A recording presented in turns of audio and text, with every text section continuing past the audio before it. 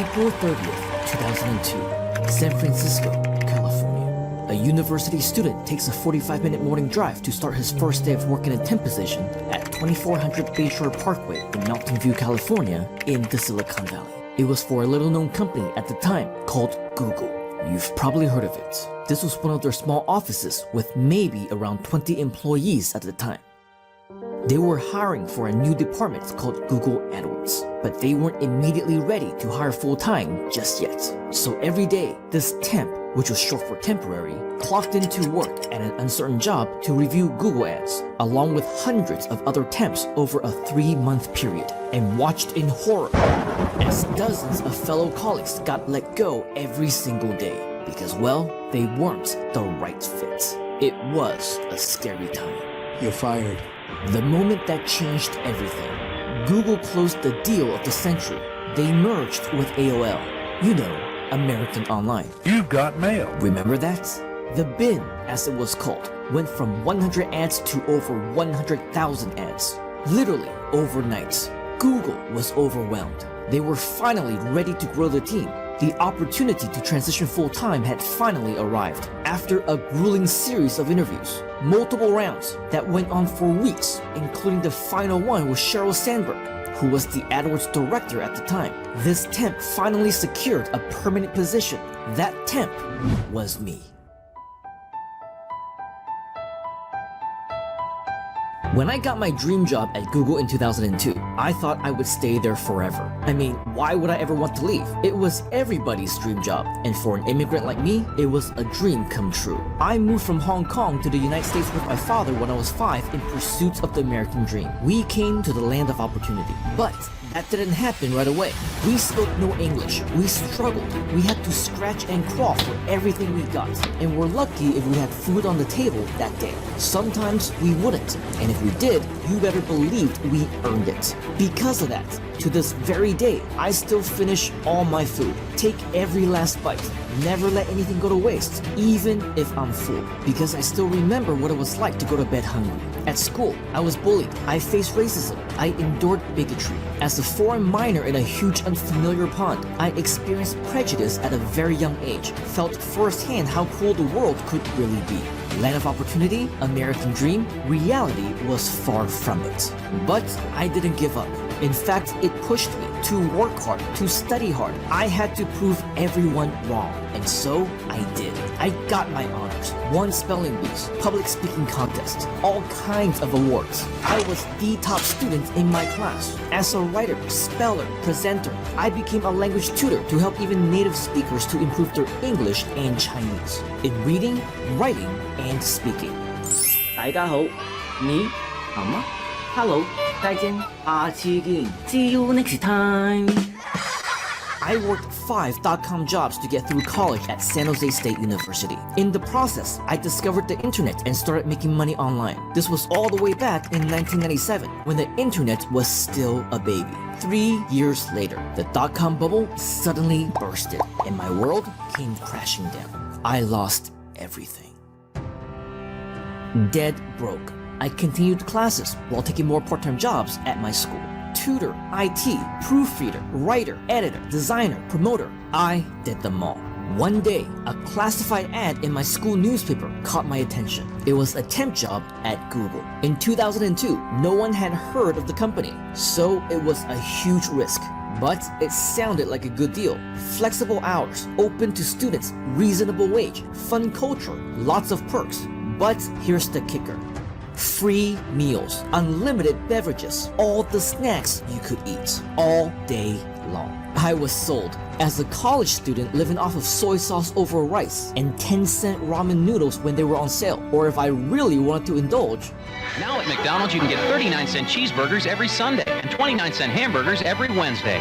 Did somebody say McDonald's? I would have worked for free just for the food. You can bet I took full advantage of all my free breakfasts, lunches, and dinners. I gained 15 pounds in 2 weeks. Not only that, but I also enjoyed company events, holiday parties, team outings, and so much more. I was lucky enough to transition full-time even before graduation, so I definitely worked hard and studied hard. But I was already used to hard work, so it was no problem for me. At Google, I started the optimization team, created the agency team, developed top-level strategies, training, and tools, many of which still being used today. I was the top guy. It was the best time of my life, and I am forever grateful for my time there. For years, I helped my clients make more money as Google's most senior optimizer, agency partner, and customer representative. I've seen the potential. My clients were making millions, and so I knew I had to do something. April 30th, 2004, 2 years to the day after my first day as a temp at Google, I launched my blog, wrote my first blog post, created history. I knew copywriting, marketing, content training. After all, I did all of that for a living at the world's #1 tech company, so I knew I had the skills. I just needed to figure out how to turn that talent into online income as an entrepreneur in my own business. Then I found it, the opportunity of a lifetime.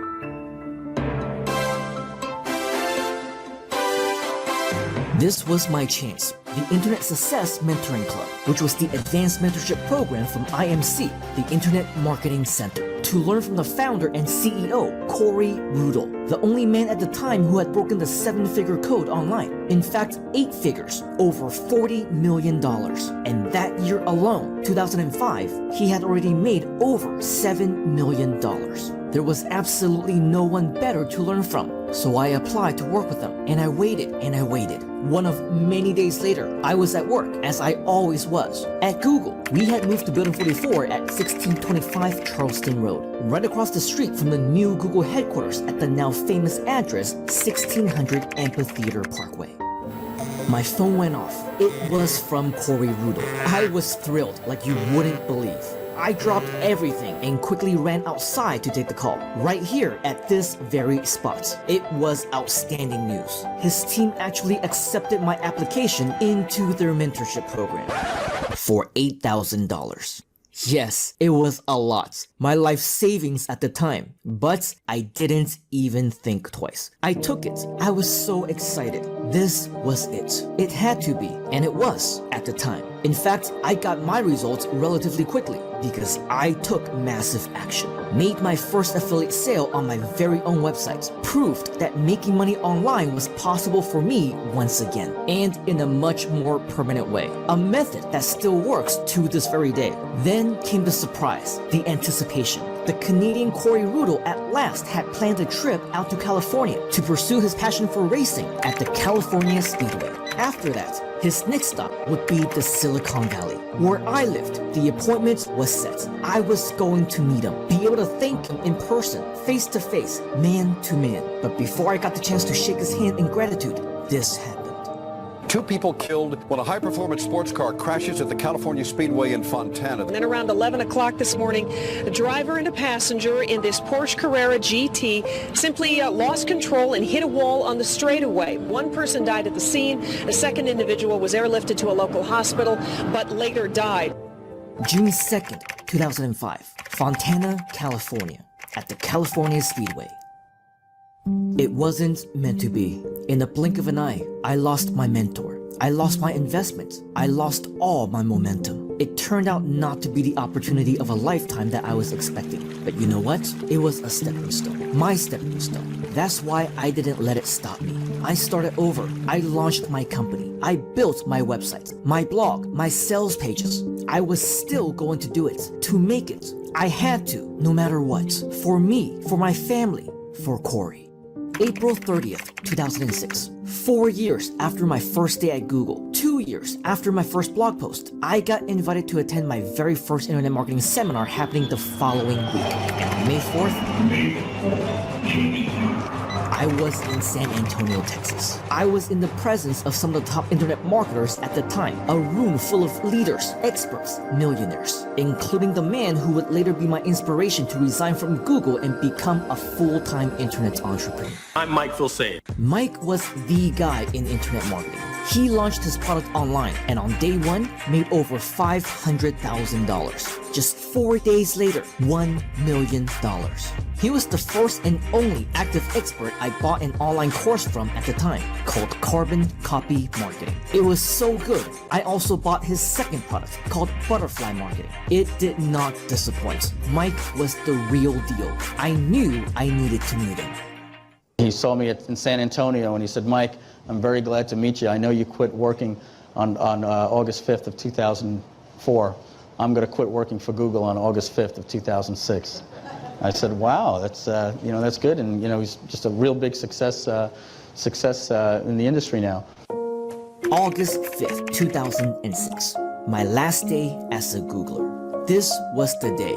I've always been the man of my word, but this time there was actually somebody to keep me accountable. I was right here in this parking lot in yet another Google building when my phone rang. It was Mike. I took the call as I entered the Googleplex as an employee for the very last time. Hello. Hey, Mike. It's Simon. Hey, what's up? What's up, buddy? What's going on? Listen, I'm right outside my boss's office at Google. I'm about to go give my notice. What? Simon, are you sure? You've got a job at Google, dude. No. Like, I feel guilty that I've given him this day. He goes, no.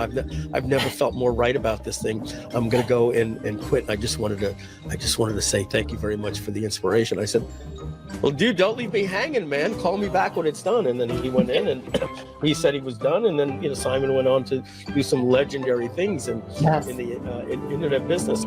From that day forward, August 5th would forever be known to us as Freedom Day. My life had changed forever. The rest, as they say, is history.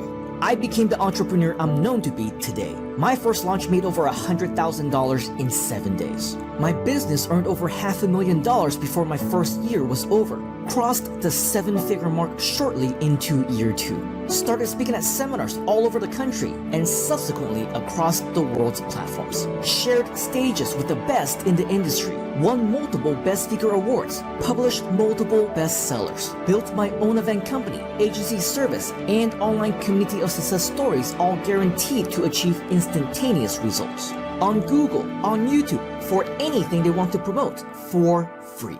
Hi, this is Mike Filsaime. Simon can teach you more things about driving traffic and converting traffic and making sure that your sites are perfect for the terms of service for all of the search engines, especially Google. Man, I got to tell you, the guy has connections. He's gotten me into the Googleplex, and I've had some pretty interesting conversations with some Google and YouTube employees, and I even got a free lunch out of it. So, as you know, the game is always changing, and one of the guys that's cutting edge, that always gives me up-to-date information, there's one guy that I turn to, and that's Simon Leung. Fast forward to 2020. Today, the World Health Organization officially announced that this is a global pandemic. The global pandemic, quarantine, catastrophe, businesses shut down, offices closed down, the entire world on lockdown. Malaysian Prime Minister Muhyiddin Yassin has announced a nationwide lockdown. Lockdown. Lockdown. Lockdown. Lockdown. Lockdown. Locked down. Sai is a very, very good friend, and he's going to be working with us to do a couple of things that are pretty exciting. Whether you let this make you or break you, it's your choice to make. For me, I took the chance to turn crisis into opportunity. 15 years after first learning from Mike online, meeting him in person, and subsequently changing my life through his inspiration, we have finally transformed our friendship into partnership. And it came to us at the perfect time. Mike has created a tremendous platform for entrepreneurs, business owners, and internet marketers. Everything you need to start and run your digital business. Website funnel builder, email autoresponder, e-commerce platform, online sales system, affiliate software, membership sites, live and automated webinars, and more. But it's not just tools. You also get education, community access, business opportunity, all for free. So, where do I come in? Well, for the first time ever, I am offering exclusive online mentorship, also for free. I'm adding on to everything Mike already has with my own mastermind group that directly complements Mike's platform. Here, I will show you how to make money online, lifetime revenue, residual commissions, passive income, and get this, without selling anything, just by giving away top quality products for free. More specifically, Mike's robust software tools, which you can also access for free. Yes, this means that you get to work with both Mike and me. I can't begin to tell you how excited we are to share this opportunity with you, because I'll tell you what, Freedom Day has been our thing since 2006. But now, together, we will be creating more Freedom Days for new aspiring entrepreneurs, the next generation of internet marketers, success stories of the future. And for being here right now, it could very well be you. Intrigued? Don't miss your chance to access your free membership from both Mike and myself. Free at no cost to you, but only for a limited time. So if you want in, take massive action to sign up immediately for your free lifetime membership to work with us both right now. And together, let's help you to create your own Freedom Day.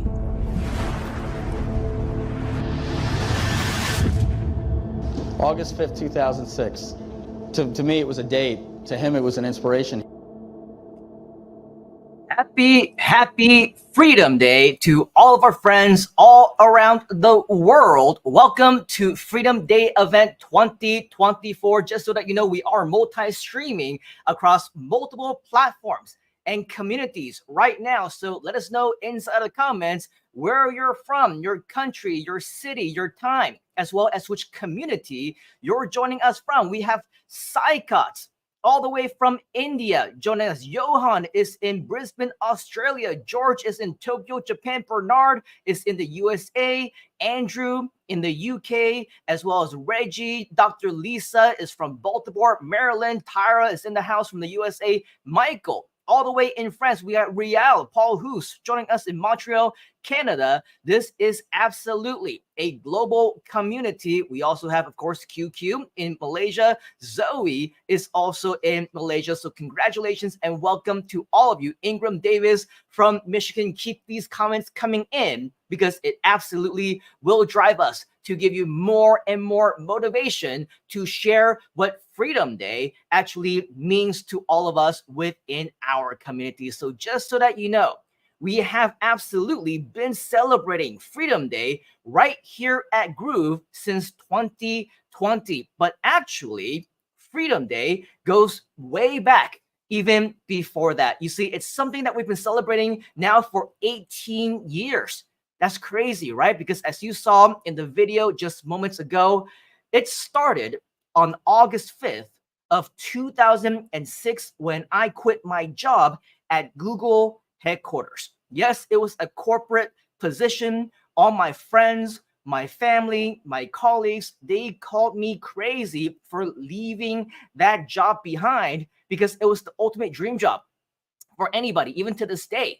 Wouldn't you agree? So with that, of course, I wasn't completely crazy, maybe just a little bit. You need to be in order for you to leave the stability of a corporate position, especially from Google behind, right? 6 figures a year in salary, millions in stock options. Why would I do that? You see, the reason was simple. That was because recently, at that point in time, I had met a gentleman by the name of Mike Filsaime. You may know him as the founder of Groove. Well, back then, he was an entrepreneur. He was an internet marketer, and I met him in San Antonio, Texas, heard his story, which was that he quit his full-time job on August 5th of 2004. And just as what you heard Mike say at the end of the Freedom Day video, that became my inspiration. To him, it was just a date. He was sharing it in front of an audience. I left my job on August 5th of 2004, but what I saw was a true motivation and inspiration for me to actually do something. You see, in life, we always have our goals and our dreams and our aspirations, don't we? We see things that other people are doing and we get so excited about the potential, the possibility that we say, yeah, one day That's what I'm going to do as well. But when, oh, when is that one day actually going to be?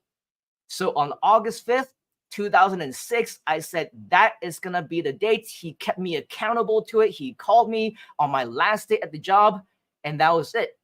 That was it. The rest, as they say, is history. In 2020, the very first year of Groove, Donna Fox, the CMO, Chief Marketing Officer, right here within Groove, she declared August 5th as the official Groove holiday. At that point in time, we have been celebrating for about 15 years. And she said 15 years is a long time for us to celebrate. And now that we have the chance to work together again, be a part of this amazing community together, we now have a reason for us to celebrate every single year. And again, at that point in time, history was made today.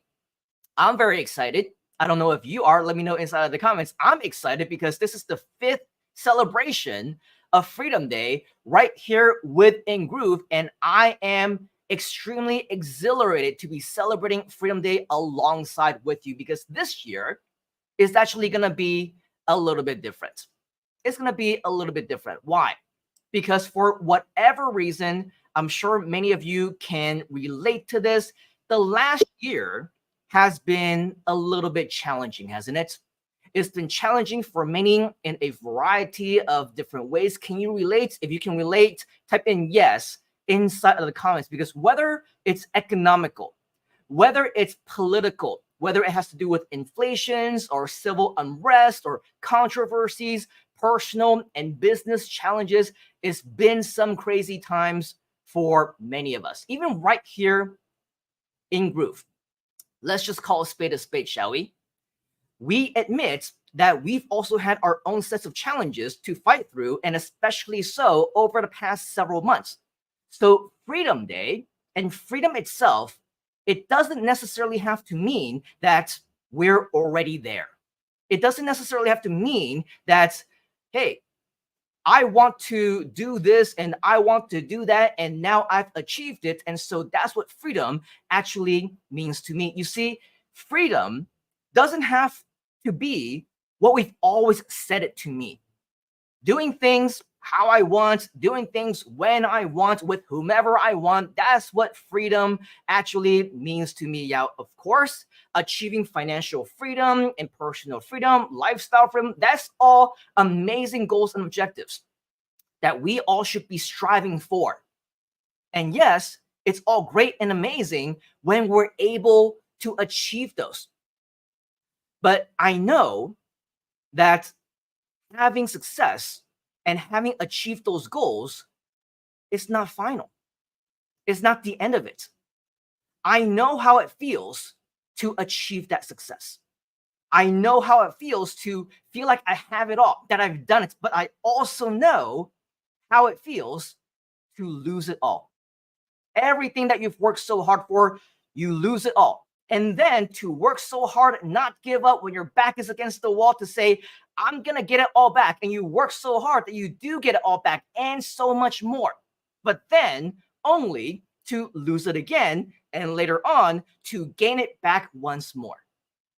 You see, this is the cycle that we call life. And nothing is ever final. This includes your success. This includes your failures. Do you agree? If you agree, type in agree inside of the comments. And that is why this year, Freedom Day is different. You see, we celebrate not the achievement that you've already made, not even the achievements that you are impending to make. This year, we celebrate your freedom to choose. Write that down. Your freedom to still make that choice. Your freedom to have the ability to make that change. Not happy with whatever kinds of things might be happening in your life. Instead of crying about it and complaining about it and feeling sorry for yourself, celebrate the freedom that you have the choice to make a difference, to make that change and to improve whatever situation that you're not happy about, celebrate the freedom of the potential necessary change that you need for yourself, whatever it might be. Your freedom to pursue improving yourself, your situation, if you need to, your freedom to learn, to start something new, to take advantage of brand new opportunities. You see, on my social, I don't usually share too many personal things about myself, but you can probably tell that just like everyone else, there are ups and downs of my life. I'm not going to post pictures of any amazing brand new homes or cars or brand new toys that I get, because I know that in reality, it's just a phase in many of our lives. You have successes, you have your ups, but you also have your failures and you have your downs. So if you want to follow my journey and you want to see, hey, what's being successful with me? What am I testing these days? I invite you, if you haven't already, to follow me or even add me as a friend on Facebook. Why not? Let's connect and be friends. And when you are there, you will see that just like everyone else, I am just a normal person. I'm just a normal person that streams live every now and again. You can see that right now in real time. This is the Freedom Day event. But because I know there are ups and downs in many of the different things that I do in my life and my business, I also know that there are choices that I can make to chase after opportunities. You'll see some of those opportunities right over here from what we even share inside of the Groove marketplace, inside of the Groove community and the Groove ecosystem. We have a brand new Groove Insiders Club. If you want to learn more about that, you can see that my family and my friends, we all share different memories that we have together. And because of the connections that I've been able to make over the past 15, 20 plus years, I have lots of friends that I appreciate very much. Grateful for, wishing me a happy birthday recently, connecting. And of course, I return a favor. I also wish them happy birthdays as well. Our next guest later on, he's going to be infamous for wishing you a belated birthday, right? You'll know exactly who I'm talking about in just a moment, but you can see everything happens. And yes, there are ups and there are downs, but when things are down, it is your choice. It is your freedom in your ability to make things happen, to turn things around, and to make sure that this is something that you can be proud of when the year is over next year on August 5th of 2025. How will you be able to say that your life has changed in the next 12 months that we have? So continue to find the freedom in making connections, in doing things that you have control over, to start brand new ventures, start brand new businesses, work with people, reconnect with those that you've lost touch with over the past years, and know that there's so much more opportunity right here with you. And at the end of the day, it's all about your own personal celebrations in your life. It's all about what is important to you. It's all about your willingness to be able to make those choices, to find the freedom that you know you deserve for yourself, as well as your family and those who are important to you. So with that, that's why freedom is not about any one thing or any one situation. It's about you. Write that down.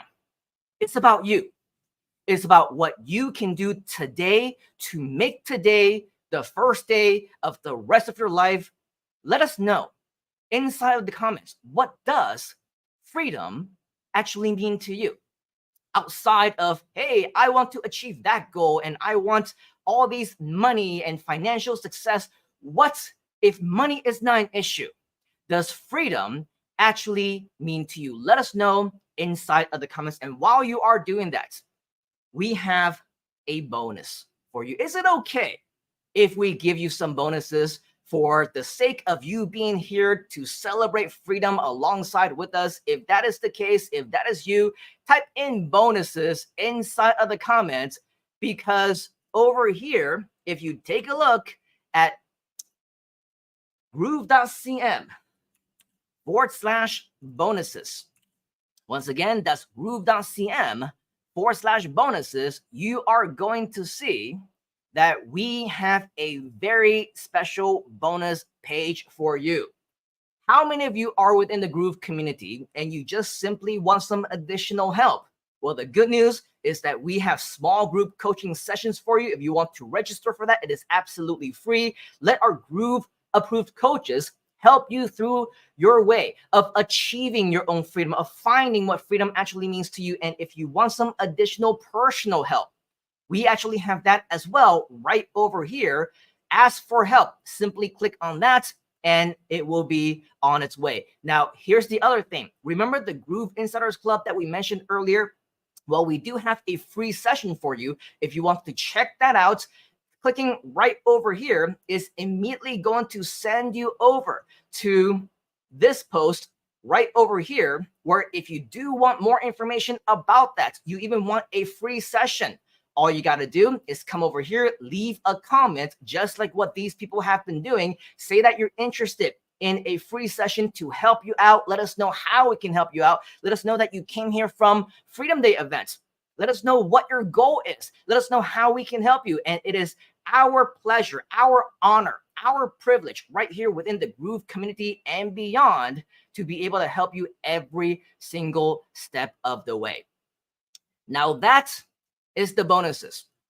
Copy down the actual link because we're going to be referring to this multiple times later on here today. More bonuses the longer that you stick around. But today, let's get the party started, shall we? We are going to share what freedom, not just what it means to me or what it means to you. Today, we are going to share with you what freedom means to some of our special guests that I want to introduce you to. Now, for the duration of the next few hours, we have my old school friends that I've known for the past 18 plus years, veterans in the internet marketing space, and people that you will actually gain a ton of insights as well as value from because they are masters in what they do. Stay tuned, by the way, until the very end because we do have one final mystery VIP guest. He's actually created and sold multi-billion-dollar companies, and he is a master at what he does as an entrepreneur, business owner, and sales professional. So make sure that you stay tuned again all the way until the end of this event because we want to make sure that you don't miss out on the amazing value that not only is this gentleman going to present to us, but also our subsequent guest that we have for you is going to be absolutely amazing. And so with that, I want to waste no time and introduce you to our first guest of the day, shall we? He is a gentleman that in the story of Freedom Day, you saw that all the way back 18 plus years ago. I met the founder of Groove, Mr. Mike Filsaime, at an event in San Antonio. Well, guess what? When I met him, this gentleman was actually right next to him. This gentleman, we have actually been friends for a very long time. He is a master at what he does. He is great at being a coach, as an entrepreneur, as a mentor. We go way back. We've hung out, done good things, done not so good things. You can hear back to all of our stories about all the adventures that we have, on cruises, on the dance floors, in Mexico, and so many additional places. I'm sure maybe when the time is right, this gentleman is going to share with you some additional stories on top of that. But today, I want you to pay very special attention to him because when it comes to struggles, he's had his own fair share of it. When it comes to success, he's had his own fair success of it. And today he is as active as ever in his pursuits of continued freedom, continued pursuits of finding what he wants to do in his life. And of course, how he wants to make that change and help others as well. This is why I am so proud to call him my friend. Why I'm so proud that he is a part of everything that we're doing and so excited to be venturing with him alongside with many other internet marketers on some additional exciting projects that's going to be coming up very, very soon. We're not ready to let the cat out of the bag just yet, but now I want you to meet him first. You may know him as an active member of the Groove community. You might see him every single week. You might receive his emails. You might hear from him about his amazing insights. To me, I watch his insights all the time. I watch his webinars. I listen to his meetings and his consultations, advice. This guy, everything that he shares, absolute gold. So without further ado, I want to introduce you to our first VIP guest of Freedom Day event 2024. Please help me to put your hands together and welcome to the virtual stage, the one, the only, Mr. Tom Beal. What's up, Mr. Tom? Great to see you. Happy Freedom Day. Thank you for joining us. Thank you, Simon, so much. It's an honor to be here for Freedom Day. It's an honor to have that amazing introduction, and I'm honored to be here with you, the participants here in Freedom Day. I see you in the chat. So I see you, Tyra, Dr. Singletary, Charles, Reggie, Zoe, Bernard, and so many others up above since I just got in here. But you are in for a treat today. Simon, I listened a little bit of what you talked about, and let's first talk about that specifically, what you mentioned about freedom. What is freedom to you? Simon, yours is very similar to mine. Able to do what I want, when I want, where I want, with whom I want. And you can see the background now, Simon. That is the island behind me, owned by the co-founder of Google, Larry Page. It's called Hans Lalick, and there's a little Hans Lalick behind it. So your former boss lives back there. Well, he has many islands. He's been missing for a while. I don't know if you've been following the stories, but we won't get into that.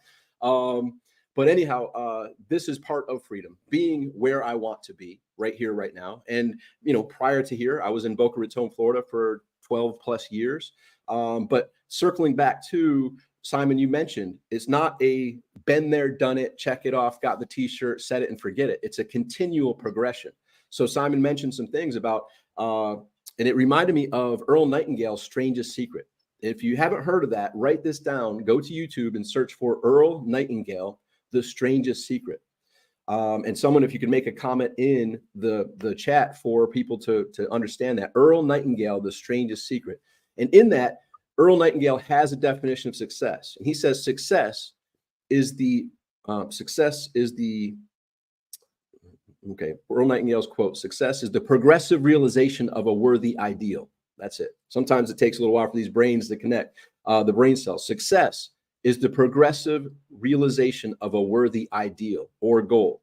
And hello, everybody. I see all the amazing feedback in there. It's good to see you.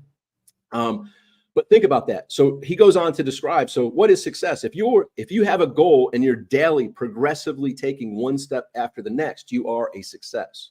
So it's not about getting to the top of the mountain. It's like, I want to climb that mountain and taking one step after the next. Even if you're tired, take a little break, rest, then start taking the next step. You don't have to climb the whole mountain in one fell swoop or one Superman jump, but it takes that consistent progressive realization. So here we are on this consistent progressive realization. Here you are in the 2%. You're tapping into this wisdom that Simon's sharing, that other guests are going to be sharing here with you on Freedom Day.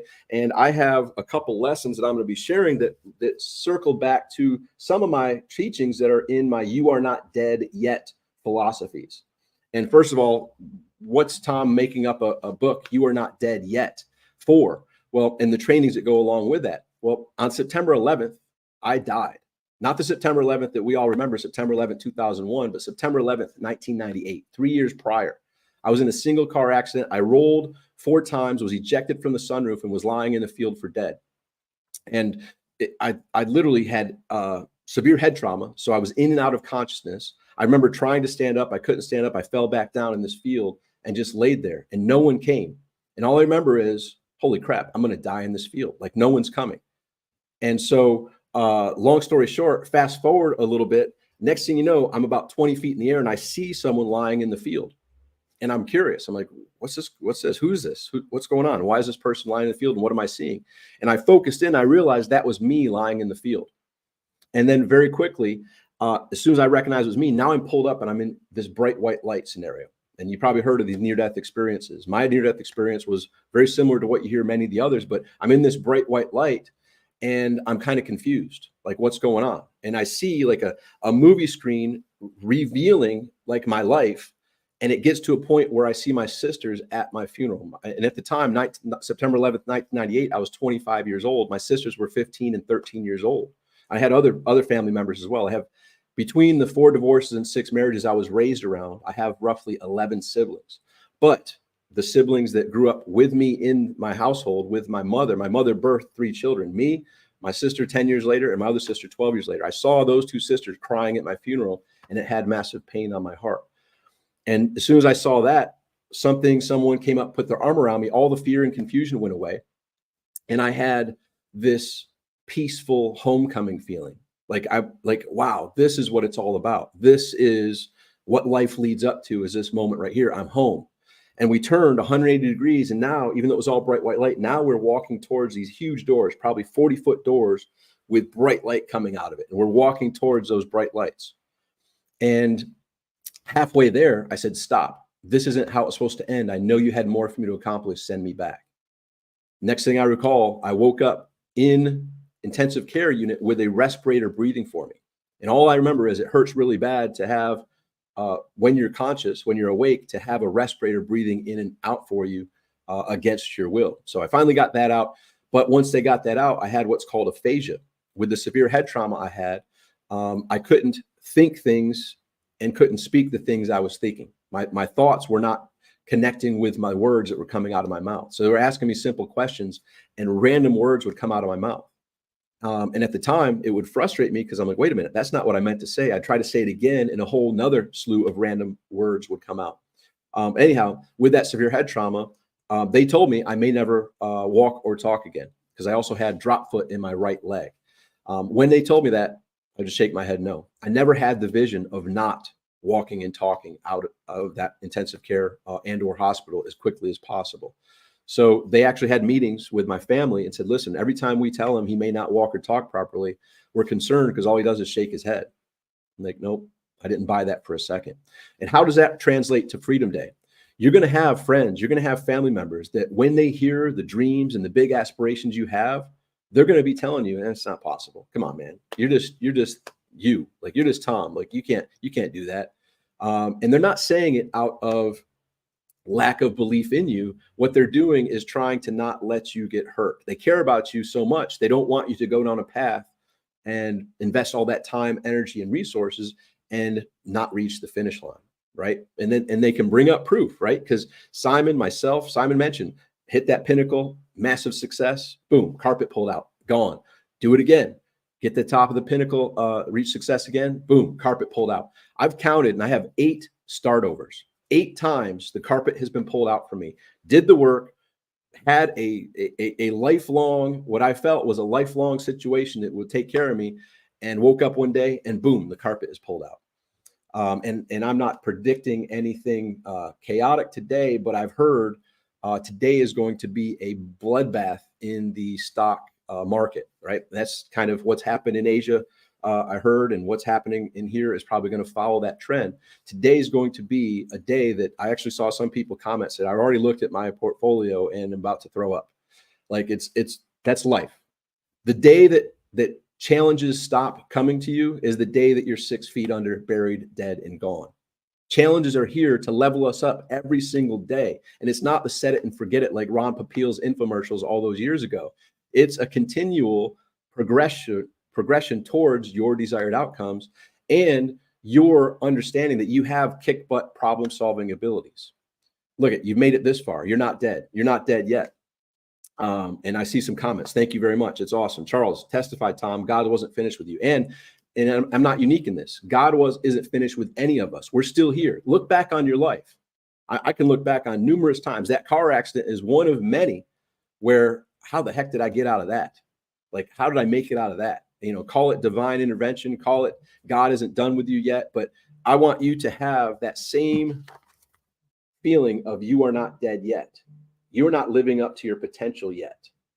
That's the other thing here. So I'm going to share some notes. I have some notes here. Simon asked, like, hey, can you come on here and give some value? So I'm going to share some takeaways with you. My hope is to transmit, like, I wish I could always reach out and touch your shoulder and have you feel the lessons that I've learned from my near-death experience. And I've applied that to my business, my life, to make the most of this brief journey that we call life. And here on Freedom Day, I want to hopefully share some insights with you that can flip that switch for you to embrace freedom, embrace the ability and possibility of freedom for you and turning your dreams into reality. And some of the lessons that I learned from my near-death experience might be helpful to you. Tyra, challenges are the way we evolve and learn. 100%. And that's a quote. I actually said that in a private group the other day, and someone quoted me. Actually, a top internet marketer quoted me. I said, the day the challenges end is also the day of your last breath. That's just the bottom line. Challenges are always going to be there. Carpets are going to be pulled out from under you. And then you finally reach a point where you trust your kick butt problem solving ability. And go ahead and type in, I am a kick butt problem solver. Put that in there. I am a kick butt problem solver. The larger the problems that you can solve, the larger and more freedom you will have. So I know I'm a kick butt problem solver. I know you're a kick butt problem solver. Your history, your life will show that to be true. You have solved some major difficulties and challenges in your life, and that prepared you to be where you are here today and gave you the insight to even plug into Freedom Day. Because guess what? A lot of people knew about it. Not everybody showed up.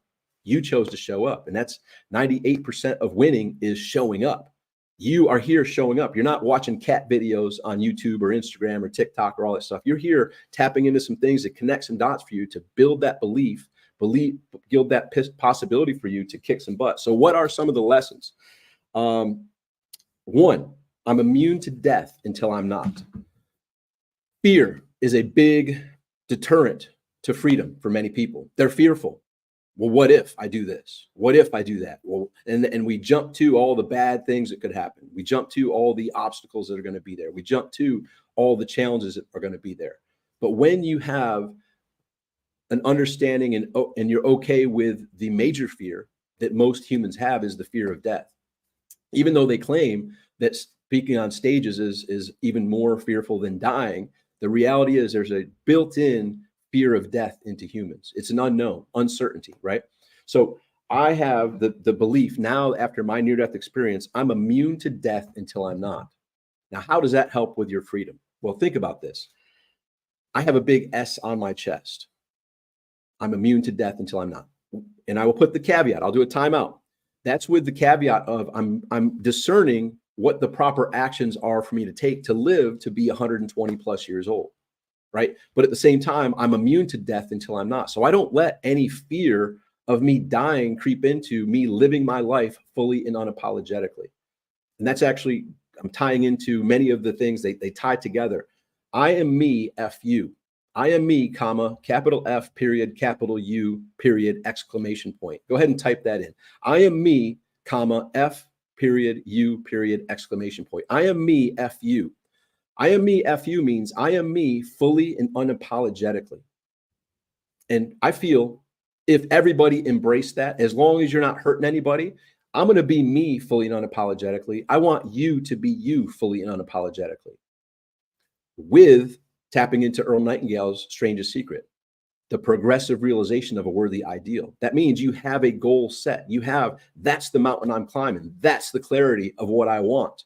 In my health, my relationships, my finances. I want that. And with you taking those consistent actions, being yourself fully and unapologetically, you're living life on your terms. You're not worried about what other people say, what other people think. You're clear on where you're going and you're living your life fully and unapologetically, taking one step after the next. I am me, F you. Yes, I see that. Thank you. Yes, I am me, F you.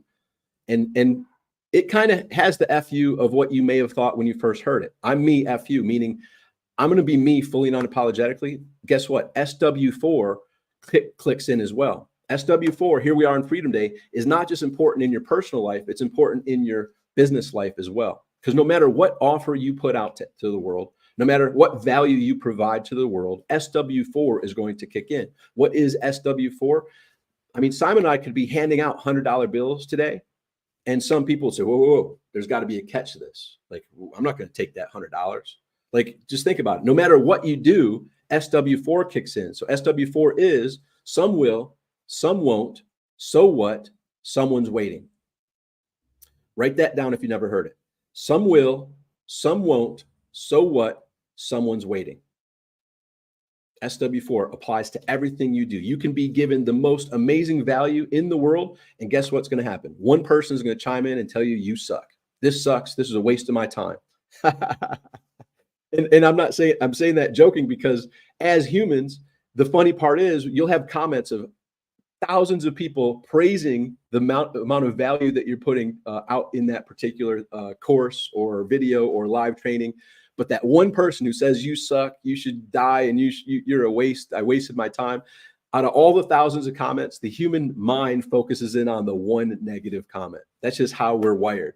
So man, it takes a lot of growth to just know some will, some won't, so what, someone's waiting, and to not take it personally. And you can see all these intertwined together. So that leads to the next thing.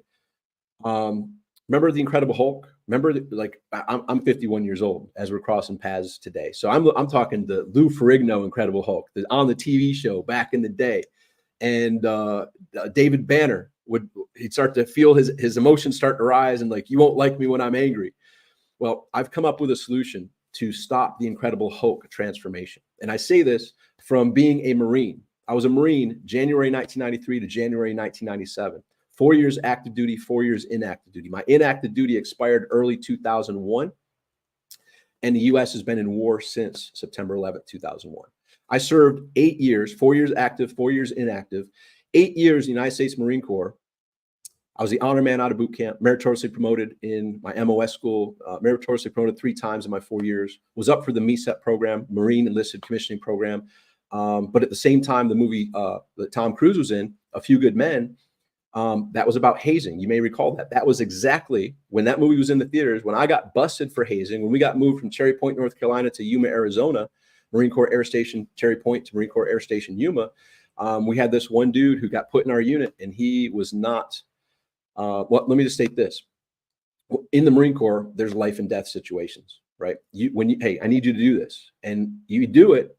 And if you don't do it, like, my life is on the line, right? So I told, hey, Ayala, go sweep up the base so we can get out of here early. He's like, F you, you go sweep it up. Excuse me? Like, so that's the mentality of Ayala. He's a good friend now, but he didn't feel part of our platoon at that time. So long story short, I was there to make sure it didn't get out of control. And I did make sure it didn't get out of control. And yet that was one that was raised up the flagpole. So I got busted. I was a corporal ready to pick up meritorious sergeant and get removed from enlisted, go to college, come back to officer candidate school, and come back to the Marine Corps as an officer. However, that hazing incident, the same time A Few Good Men was in the theaters, took me from corporal getting promoted to sergeant within 2 weeks, from corporal demoted to lance corporal, and my MECEP package torn up. So Simon mentioned, you reach the top, you reach the pinnacle, and then the carpet gets pulled out from under you. I was the best Marine on the base, and I learned something very powerful. All those attaboys disappear with one uh-oh.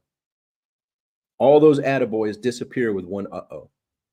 Now, they begged me to stay in. I got out after my 4 years with an honorable discharge. They begged me to stay in, and actually the second lieutenant who raised that up the flagpole, he ended up getting out, and he's like, Beal, that was the biggest mistake ever. I raised that up the flagpole and ruined, like, the best Marine on the base, the whole path. And now that Marine's getting out of the Marine Corps. Like, I learned in the Marine Corps many lessons, but that one was all the attaboys disappear with one uh-oh. And that means use your discernment. And I'm immune to death until I'm not. So back to circling all these different diversions here, like all these tied together. So this is going back to the lesson I promised, was how to stop that Incredible Hulk, you won't like me when I'm angry feeling. Does anyone else besides me have that, where people are pushing buttons? They can be people close to you, people that are prospects, people that are clients, people that are teammates. When you have those emotions rising, I'm going to share with you a simple process that will help the Incredible Hulk from appearing. It will squelch that. And it goes actually back to a book that I highly recommend called The 4 Agreements by Don Miguel Ruiz. The 4 Agreements by Don Miguel Ruiz. And of the 4 agreements, 2 of the agreements are what I've found make my emotions start to rise. So when I feel my emotions start to rise, I pause internally and say, wait a second, I don't want the Incredible Hulk to come out, because I'm going to say things and do things that aren't going to be the best representation of who I am. So I ask myself 2 of the 4 agreement questions. What am I taking personally? Or what assumption am I making? Because 2 of the 4 agreements are never take anything personally and never make any assumptions. And I found when I feel my emotions starting to rise, I'm doing one of those 2 things. I'm taking something personally It could be someone, commenting, "You suck. I wish you would have died." I mean, people get mean. I'm not sure if you notice. And that can take your focus away. But when you subscribe to some will, some won't, so what, someone's waiting, if you find yourself with your emotions rising or feeling the need or urge to make a comment or to reply to a comment on social media, step back and say, wait, what am I taking personally? Or what assumption am I making? And when you do that, you can not take it personally and stop making assumptions. If you're going to make any assumptions, assume the best and come to terms with that, push down that incredible Hulk from starting to rise and continue on in a joyous manner. We're here for two reasons. And the reason I came back when I was walking towards the bright white light is a fulfillment of those two reasons. The reason your soul chose to come here in this human vehicle that you're in right now, which is one of the most amazing vehicles in the universe, self-healing, self-regulating. Like, we'll get to that in a second. But the reason you're here is for a two-word. A lot of people wonder, what is my purpose? What if I can narrow your purpose down to two words? Joyous creation. You came here to joyously create. And the cool part is, you, with your unique personality, experience, and perspective, joyously create differently than Simon does, differently than I do, differently than Mike Filsaime does. You joyously create in your unique manner. What brings you joy? And going back to the I am me, F you, as long as it doesn't hurt other people. Because there's some people that get joy in hurting other people. I'm not a fan, and I don't support anyone who hurts other people. So as long as you're joyous creation and you're clear on what that is, find a way to get paid for doing what you love to do. That's one of the amazing things. All right. So who's getting some value out of this? Is this helpful? All right. I want to respect. Simon told me, I think I got 9 minutes left. Simon, jump in and let me know if that is the case. I want to respect the amazing time that Simon allowed me to share here. I show we have 9 minutes left. Let me know if that's correct. If so, I will continue. All right. So useful, joyous creation. Yes. Awesome. Very good. All right. Now the next thing. So when you recognize you're immune to death until you're not, it comes with the other understanding that I won't die a second earlier or a second later than when it's my time to die. So I'm immune to death until I'm not. Gives me that freedom to live my life fully and unapologetically, using proper discernment to live as long as is possible. But I know, based on my near-death experience, the moment that I transition, there is no death. Energy transfers, right? This is like being in a play. It's like being in a dream that you realize, holy crap, I'm in a dream. And when you can have that perspective on this, you now can understand that your thoughts, your words, and your actions are the writer, the director, the talent in this movie called your life. So live it fully and unapologetically, get clear on where you are and where you want to go, and just start taking one step after the next towards that in the joyous creation manner. And also find a way to get paid for just being you,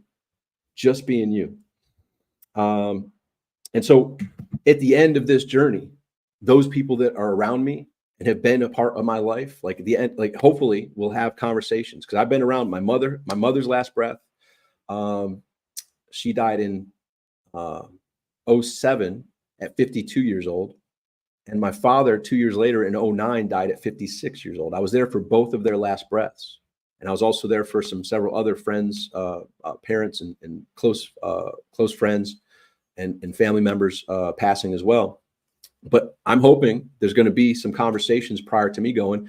It's a dichotomy.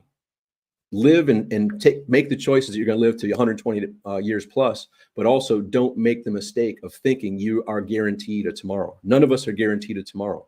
None of us are guaranteed a next week, a next month, a next year, a next decade.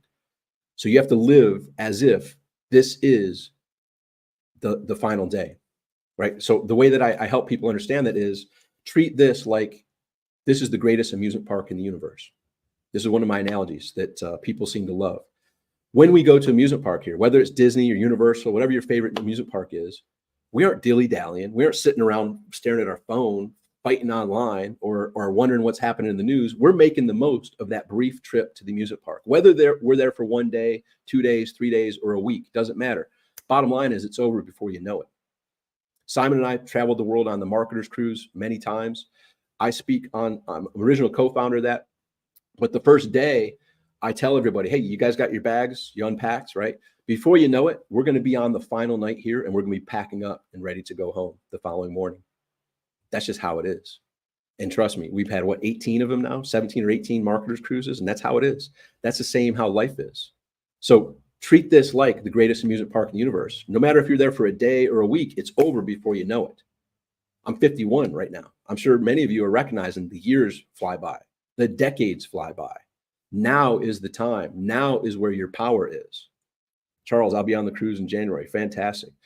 So similarly to going for it like you would be on the marketers cruise, or going for it like when you're at the amusement park, your favorite amusement park, give it your all. Stop wasting your time. Start investing your time.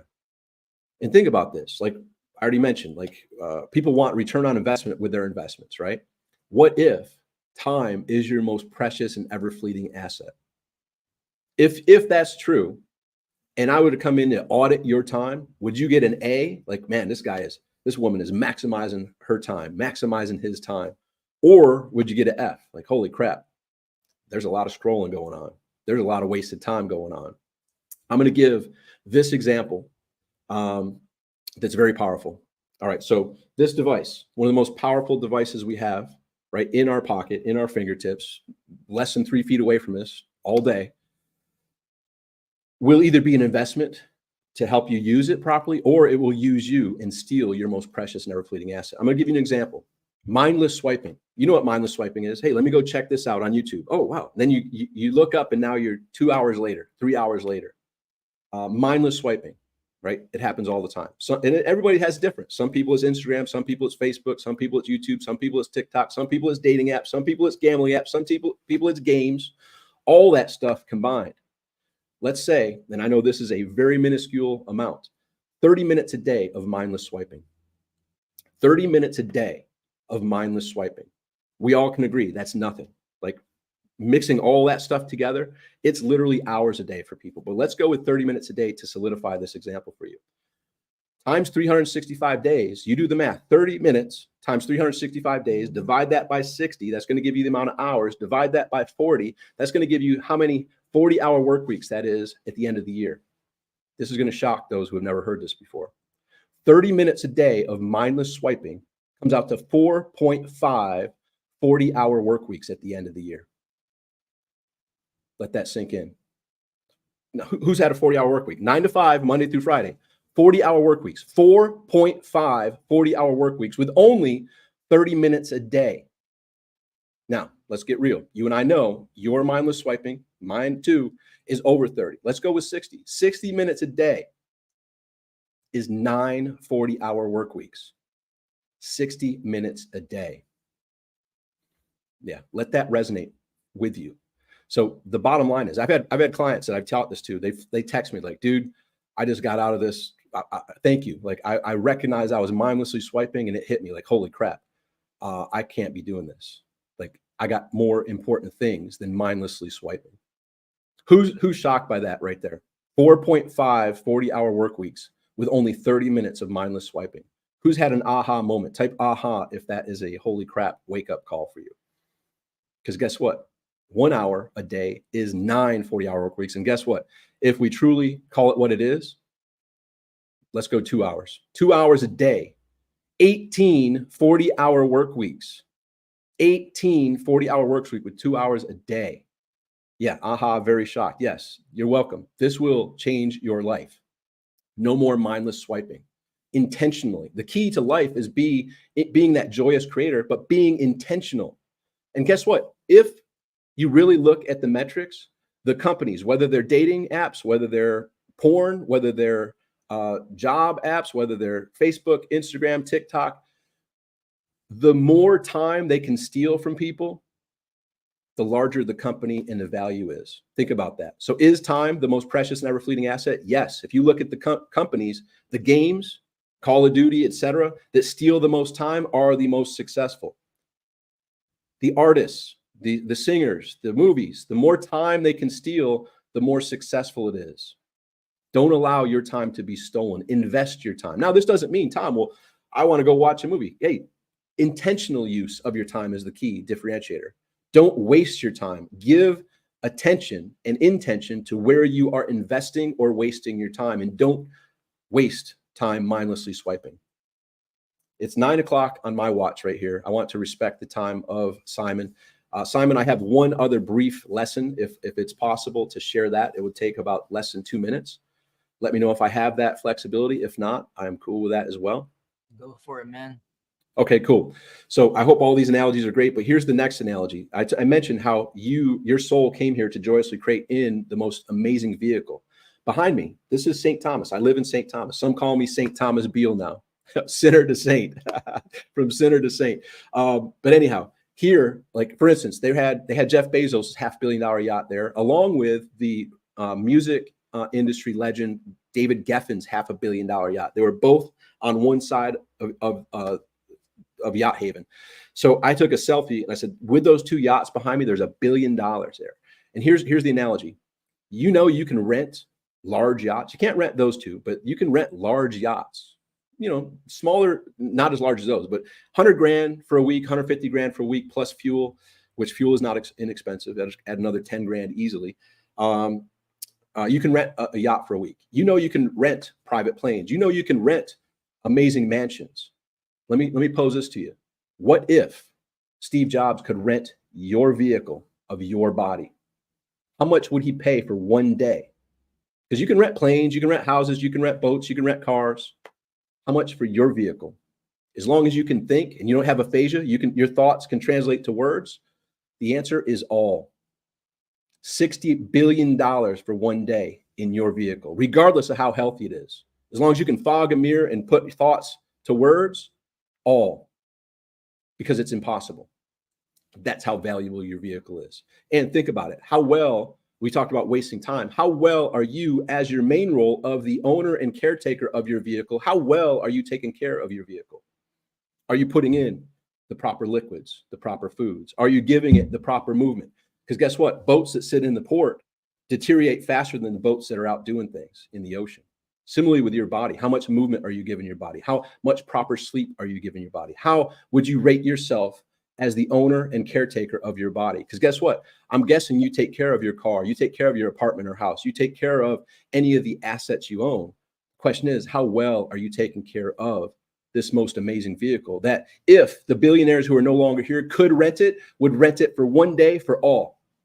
And obviously supply and demand kicks in. If it were possible, supply and demand would, it'd go that route, but it's impossible now. So the answer is all. So that's another thing. And guess what? It gets a little biblical, but in the biblical terms, I didn't know what do they call it? Temple. Your body is your temple. I didn't know what I was born poor. Like, I didn't know what temple was. I know what a nice car is, though. I know what a nice boat is. I know what a nice plane, a nice house is. This helps solidify for people. Your body is the temple. Your body is the most precious and most valuable asset in the universe. And the interesting thing is, it was given to us for free, and most people that get things for free neglect it. So don't mindlessly swipe. Take control of intentionally using your time, and step up to be the proper owner and operator of your most amazing vehicle called your name, with your unique. Mine is 9/22/1972 Tom Beale version. Yours is whatever date you were born, your name, and that's the version. So make the most of it.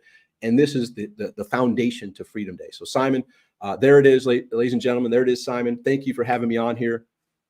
Gilmore, don't destroy your temple. Absolutely. So Simon, I told you I got some heat to share with your people, man. So thank you for bringing me on here. I saw many people have aha moments, and that's why I was thrilled to be here. So thank you so much for this opportunity. That's why you are here, Mr. Tom Beale. I mean, you asked for 2 minutes. I wish we can give you 2 hours. I think 2 days probably wouldn't be enough. You can see this is just an example of the kind of value that you are spreading within the community. Charles says, Tom, I needed this. I turned 67 yesterday. Every moment left matters.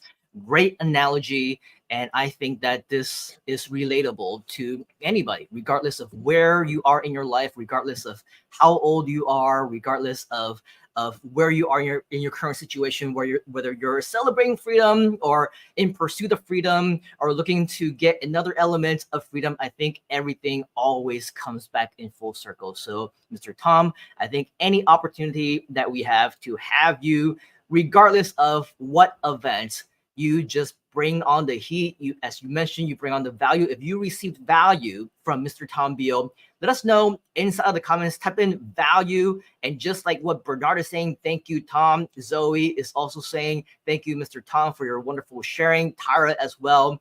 And this is just so many people who are feeling the same way. So thank you very much, Mr. Tom Beal. Let's all give Mr. Tom a huge round of applause. Thank you for being here and look forward to many more celebrations with you. Thank you, Mr. Tom. All right. So that is Mr. Tom Beal. If you do want to learn more from Tom Beal, he is definitely going to be a part of many of the different things that we have been mentioning about. Don't forget, you do have, if we can find it, groove.cm/bonuses. Once again, that's groove.cm/bonuses. Be a part of our small group coaching. Ask for personal help, even inside of the Groove Insiders Club. I think that we're going to obviously ask Mr. Tom to be a special guest to share more value with all of us. And this is where you'll be able to find a lot of the amazing bonuses and opportunities for you to learn more from Tom, as well as all of our other amazing VIP guests. Make sure that you write this down, bookmark it, copy and paste it, groove.cm/bonuses. That's where you want to go. Next, we have another good friend of mine. He has been waiting patiently in the back, and right now, I believe he is in Spain, and previously he was living in Costa Rica. And from my last conversation with him just a few days ago, he's also going to be moving over to London, from what I understand. So if there is anybody who is living the life of freedom, living the life of many people's dreams, wanting to see the world, take his family, being able to support his children all around the world, regardless of what university they want to go to, and being able to move alongside with them, I think this is definitely the epitome of somebody who lives the life of freedom. But just like anybody else, there's always the ups and downs. So we're not going to sit back and say, oh, everything in our life is absolutely perfect and everything is where we want to be. Remember, we talked about the ups and downs of life. And this gentleman, he definitely is somebody that I have learned from over the years. I've had the opportunity to work with him, to travel with him. He did amazing just a couple of years ago within the Groove community. He did a magic show for all of us. And so he is definitely not just a great marketer, but an amazing entertainer. He was also recently in Romania to do their version of America's Got Talent or British Got Talent. And he is just a man of multiple talents. And today, I think he's going to be sharing with us some additional value as well. He is somebody that I've had the pleasure to travel with. I've been to his house all the way back when he was living in Arizona. And I think that it is just amazing, amazing. If you've never had the chance to meet him, definitely this is your chance to do so. We've actually, I'm not going to say too many additional things, but let's just say that we've been to a few parties together. We went to the Playboy Mansion together. I'm not going to talk too much about that, at least not today. But if you want some additional nitty-gritty details, maybe you can twist his arm to share a little bit more. But I do definitely want to bring him on to the Freedom Day event stage. If you can please help me to welcome a very, very good friend of mine. Let's put your hands together for Mr. Harris Thelman. Harris, thank you for joining us. Yay! You're muted. He's much more yeah, you can. He's much more entertaining when you can hear him. So hey, thanks for joining us, man. What time is it? Where are you from? It's a little bit after 3 p.m. for me. So we're 6 hours from EST, which means you must be at what, 6 p.m. No, sorry, 9 a.m. It is 9 p.m. now. 9 p.m. That's what I meant. Yeah, that's what I meant. Yeah, that's what you meant. Of course. Thank you, Zoe. Welcome. I mean, thanks. Groovter from London. Do feel free to contact me. Okay. Lewis. Cool. Should there be an S in there? A Groovester? No, like or is it a Groovter? I don't know. Yeah, So we're all hey, groups. gosh, man, following Tom Beal, forget it. I hope you guys, if you're looking, it won't be the same type of thing. I forget how much him and I are in alignment, though, in our like beliefs, so that we're just I don't know, spiritual people Yeah. embodying this human form for a lifetime. I don't know if you said it quite like that, but yeah. I also, if anyone does know me, I usually have a mustache and a beard. Like, so I'm actually like seeing myself, and I'm bothered by how naked I look on my face. Shave for us. We Yes, should that's be. what it. Yeah, yes, it has nothing to do with the fact that I accidentally shaved too much off, and then I was like, I can't have a line through my face. So You can, but you can still do magic without a mustache, right? I can still do magic without a mustache. Yeah, but this isn't a magic show unless you want to. I was thinking I would try. I have a couple. I didn't really prepare, but I always have a couple things on my. You guys stuff up your sleeves all the time, even though you don't have any sleeves today. No sleeves, no sleeves. So I have. All right. Well, you guys can see I have 2 cards here. Yeah, I have. Let's see. This is my. So I'm going to watch the camera, but you're still there, so I can hear you. So this is my left hand. It has an ace of clubs. We call that an ace of clubs. And then this is my right hand. This is a queen of hearts. Okay, so I'm going to take the ace of clubs, and I'm going to go like this, like that. And then I'm gonna, okay, so now, wait, here we go. Not very good at this one. Okay, so I have the something in my left hand and something in my right. So what in my right hand, this should be the ace of clubs. Yeah, okay. And then in my left hand is what? Do you remember? Did anyone? I don't really remember. The Queen of Hearts. So the Queen of Hearts is in this hand. So it was the Ace of Clubs and the Queen of Hearts. Let's see if this. Let me see how this looks here. Nope, still there. Oops, still there. Oh, still there. It's supposed to be. Oh well, it doesn't help. How did you do that? Do what? Oh, I thought that was it. Never mind. Nice try. There we go. Yeah. How did you do that? There we go. Thank you very much. Thank you very much. Let's give the amazing Harris Feldman. Let's try this. Let's try this one instead. Let's try this. Horrible magic. Hopefully, I'm a better marketer than I am a magician. Here we go. You can see we have a little deck of cards here. Oh, plus a little something else there. There was something else there. Yeah, there was something else right there. But actually, they're all monies. All money. Wow. They all I think all of us wouldn't mind that magic trick. If I could change my cards into money, I certainly cannot change my talent into money. That did not go well. Anyway. Well, I can change your USD into Hong Kong dollars. You probably remember this Hong Kong dollar from the last time QQ did the. Oh yeah. She left it on the table, so yay! I got magic here as well, but we'll have a better show next time. But okay, yeah. I'll have more magic prepared next time. So what I was thinking, sorry, I don't like showing my wires. I don't like people seeing my wires. So I was thinking, look, I've as you mentioned, I have. Can you hear me okay now? Does it sound all right? Yeah.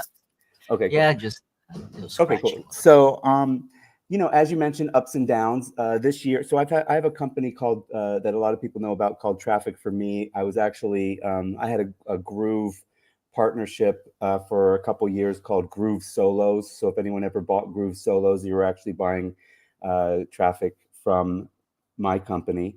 And this year, Traffic for Me got really badly hacked at the beginning of the year. And I haven't been able to recover. I haven't talked to too many people about this out loud, but I've been that company hasn't recovered. And at the same time, as you mentioned, I've got 2 kids in uni, and I don't want them to have a debt. So I'm, one is doing incredible in the UK and in not actually in the London area. The school's in Leeds, but she's got a job in London, so I'm going to go live there for a year or more. And then my son is going to the Netherlands. So it was a really it's been a really challenging year if I look at it like a challenge.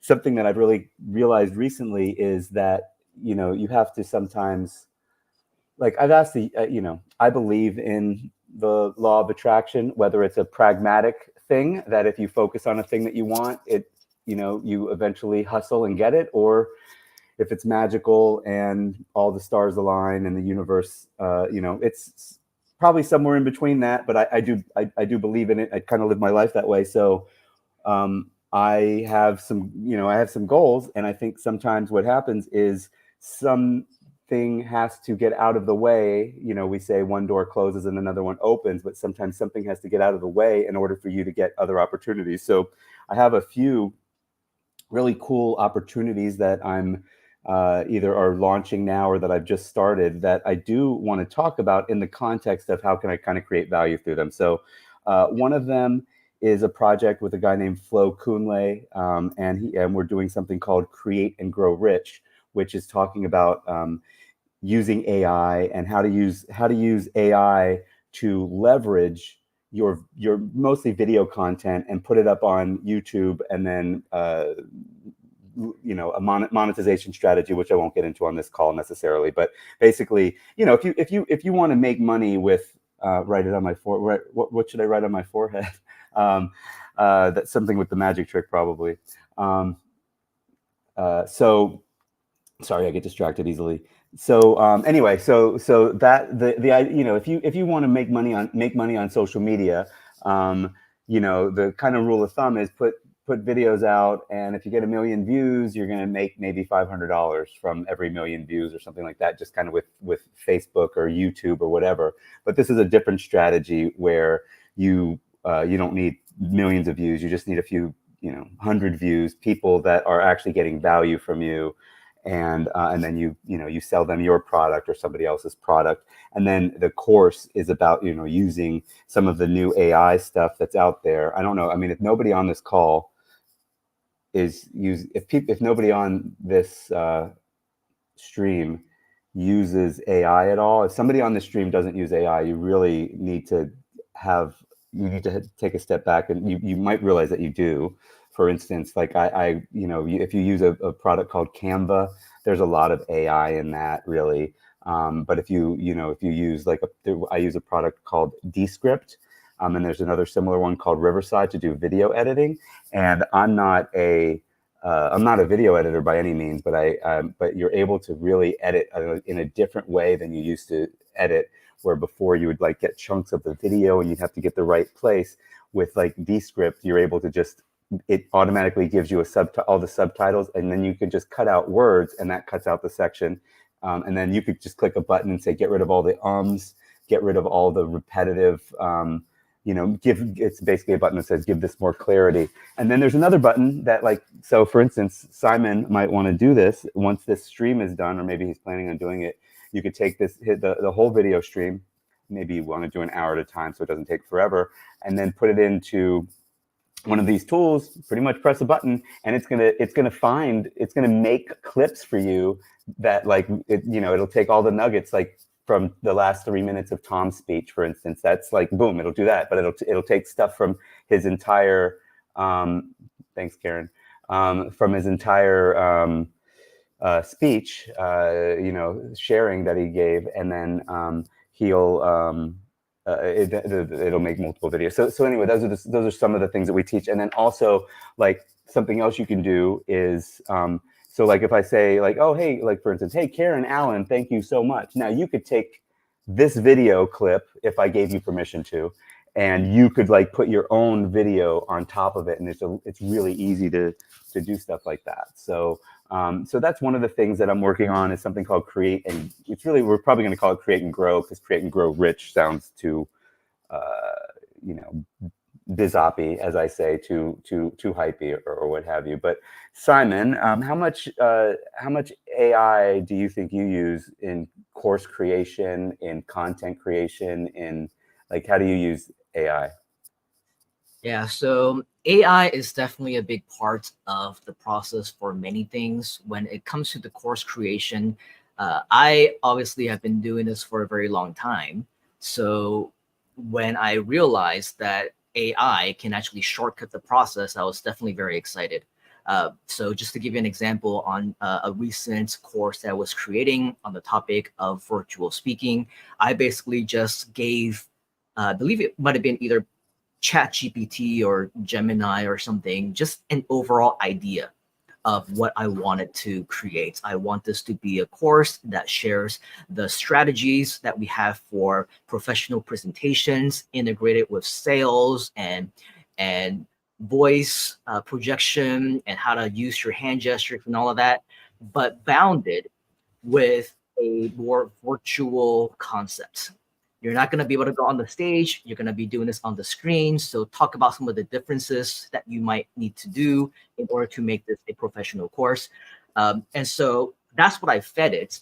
And it just basically popped out the different modules and the different outlines and say, so for module number 1, you should have an introduction on the arts of public speaking.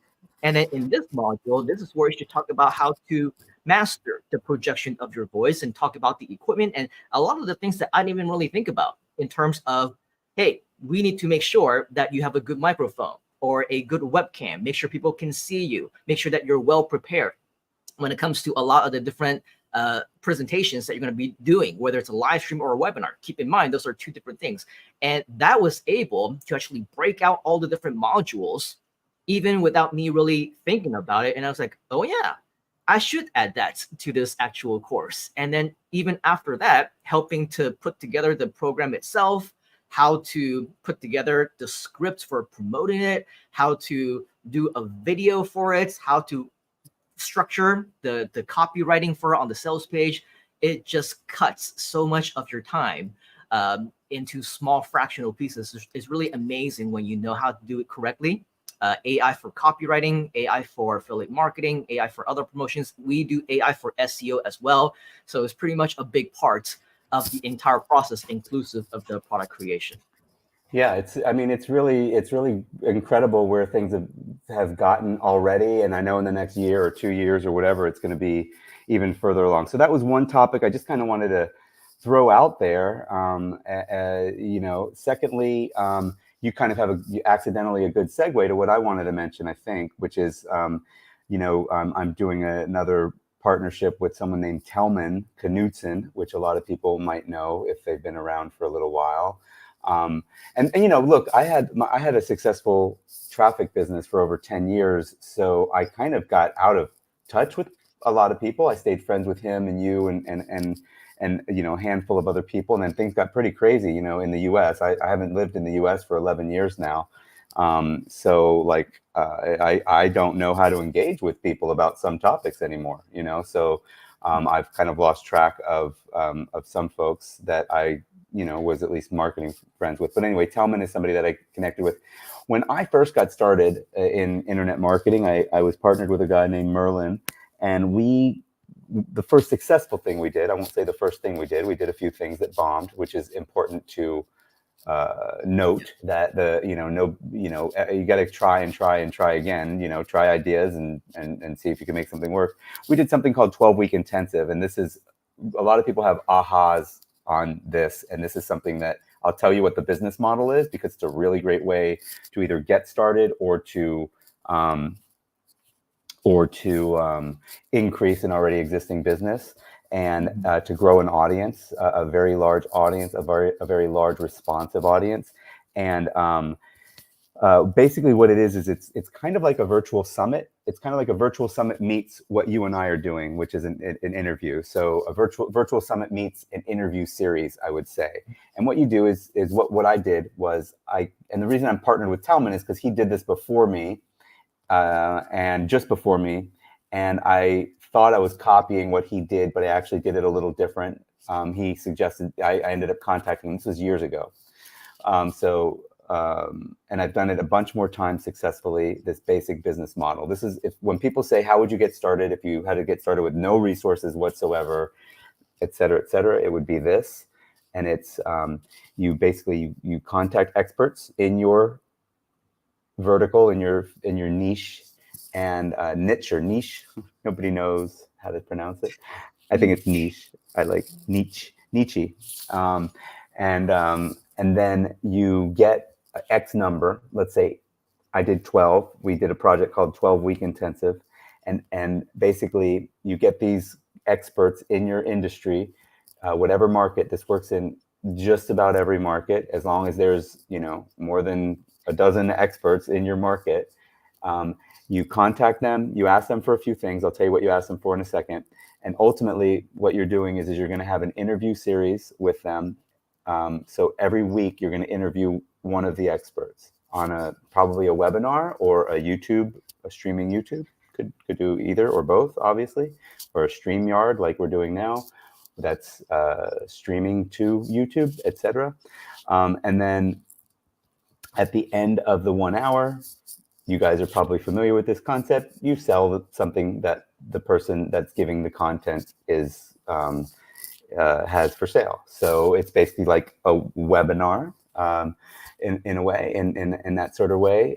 There's not too many differences between that and a single webinar, but what you do is you get them to agree at the very beginning of it. So let's say we're going to call it the Freedom Day Summit. Well, we wouldn't call it the Freedom Day Summit. We would call it the Freedom Summit, because I don't believe in for this. If you want to make good money with it, you do it over the course of 12 weeks or whatever. So it's just that Simon's doing a summit right now. I don't know if he's calling it a summit, but this live stream that he's doing is basically like a virtual summit. And you're not trying to sell anything, and I'm not going to sell anything at the end of it. Certainly not going to sell how to do magic, right? And then you ask them, the experts, you ask them to, first of all, do you have something that we can sell at the end of the call? And are you willing to promote the Freedom Summit at the beginning of the Freedom Summit, and then also the week that you come on? So all you've got is a project and a prayer, right? And you get a dozen people to agree. Maybe they're all not going to agree. Maybe, like I had Jay Conrad Levinson come on when he was alive. He's the founder, the creator of guerrilla marketing. He did promote. I was about to say he actually did promote, but I felt like his name was enough that if he didn't want to promote it, he wouldn't have to, but we got him to agree to promote. So anyway, all the experts promote it at the very beginning and say, hey, sign up for this summit, sign up for this interview series, whatever you end up calling it. And then now you've built a list of people that are interested in all of in basically the content. When they sign in, and this is something you can do with Groove really easily, after they sign in for the project, you're going to have a thank you page. And on the thank you page, you're going to also sell something. You're going to say, to get the most out of the Freedom Summit, be sure to buy Simon Leung's whatever, or I guess be sure to join the Insiders Club. If you're not already a member of the Insiders Club, there's a lot of content in there. I don't know the Insiders Club, I'm just saying. There's a lot of content in there that will really assist you in getting the most out of this 12 or 8-week summit. So that's really the idea. There's obviously a lot of moving parts to it, but it's a really great, incredible way. So that's something that I'm doing, and I did want to share with people just in general, because I don't see very many people doing it what we would consider the most profitable way. A lot of people do summits, but they'll put 12 or 20 speakers on all in 2 or 3 days, and your brain gets overflowed. So with the way we do it with it once a week, then you're able to make more money. And now you've pretty much got a business where you're making money every week, and some of it's on autopilot, the way we show you how to do it, and some of it's I don't know. These are fun to me, like interviewing people. I've got more pressure than Simon does right now because he's the host of this. So I've got to try to come up with some sort of value. And then I'm, my natural instinct, which I did earlier, I was like, oh, what do you think? How do you use AI, Simon? Because I felt like I wasn't really giving enough value. So, but do you have any questions about that, or have you ever done anything like that? No, I think it's really awesome, all the different things that you're sharing. And the underlying message with that is, as we talked about, freedom isn't really a destination. It is definitely a journey. It is definitely something where you will have the ups and downs of life, and freedom is living in the now, where you will have the freedom to choose what your next steps are.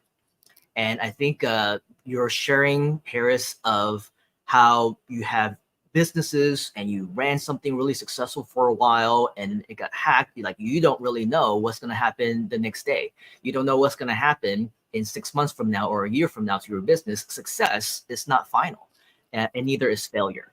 But the freedom is in the ability for you to educate yourself, to network, to improve your own skills on a personal basis, so that when push comes to shove, something does happen, you do have a next step. You have the freedom to find out that you can, in fact, figure out what your next steps are without having to go back to a 9-to-5 job, or without having to drive Uber or Grab, or what many other people kind of default into thinking, oh, I need to get a second part-time job or a third job or a fourth job.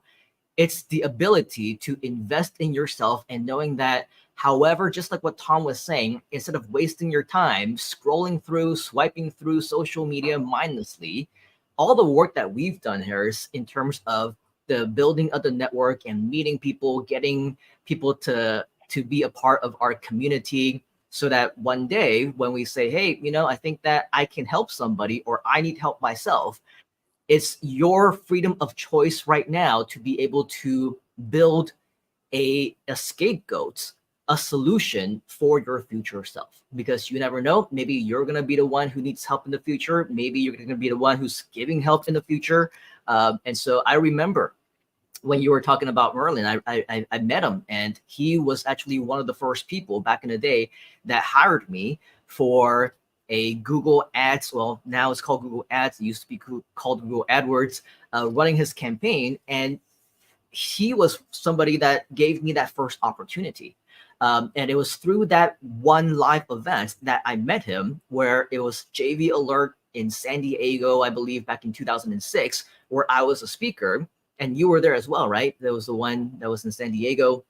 And then we basically was able to meet a lot of additional people that became our friends, that became people that we're close to within the industry, kind of like the backstage guys and gals. And it's just an amazing experience thinking all this time has passed. And yes, we could have gone through years and years without really reaching out, without having talked. But once we have that first meeting, and I think this is like the second time that we've met face to face in like 10 years, not face to face, but like actually turning on the webcam and seeing each other's face in like 10 years, it feels like we haven't missed a beat.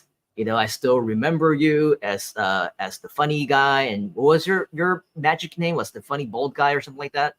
Yeah, funny bald guy. Funny bald guy. And that, I mean, that's Instagram. Exactly who you are. Like, even before the magic days, like we did some interviews back in the day, like, but we hung out in in Vegas, we've hung out in San Diego multiple times, we've hung out all across the States and everywhere else. And it's just who we are. So I think that there's so much that we can continue to share, but yeah, for sure, this is a huge value experience for all of us. Yeah, well, I mean, along the freedom line, my business was doing well enough for quite a while that I decided to try to become a magician. I'm really more of a comedy magician, So, but I don't know, people, like when I tell people that I'm a magician, like a lot of guys from the UK, they'll say, "Oh, can you make my wife disappear?" They think they're funny. So I say, yeah, just become a magician. That's what I did. I became a magician and my wife disappeared. Wow. Yeah, but anyway, not in a bad, not. She lives around the corner, but not with me anymore. She's like, I'm out. I'm not going to be married to a magician. But anyway, the last thing I did want to mention is I work. I'm doing consulting now for a company called Warrior Plus, which a lot of people here might be familiar with. And there's actually a number of people.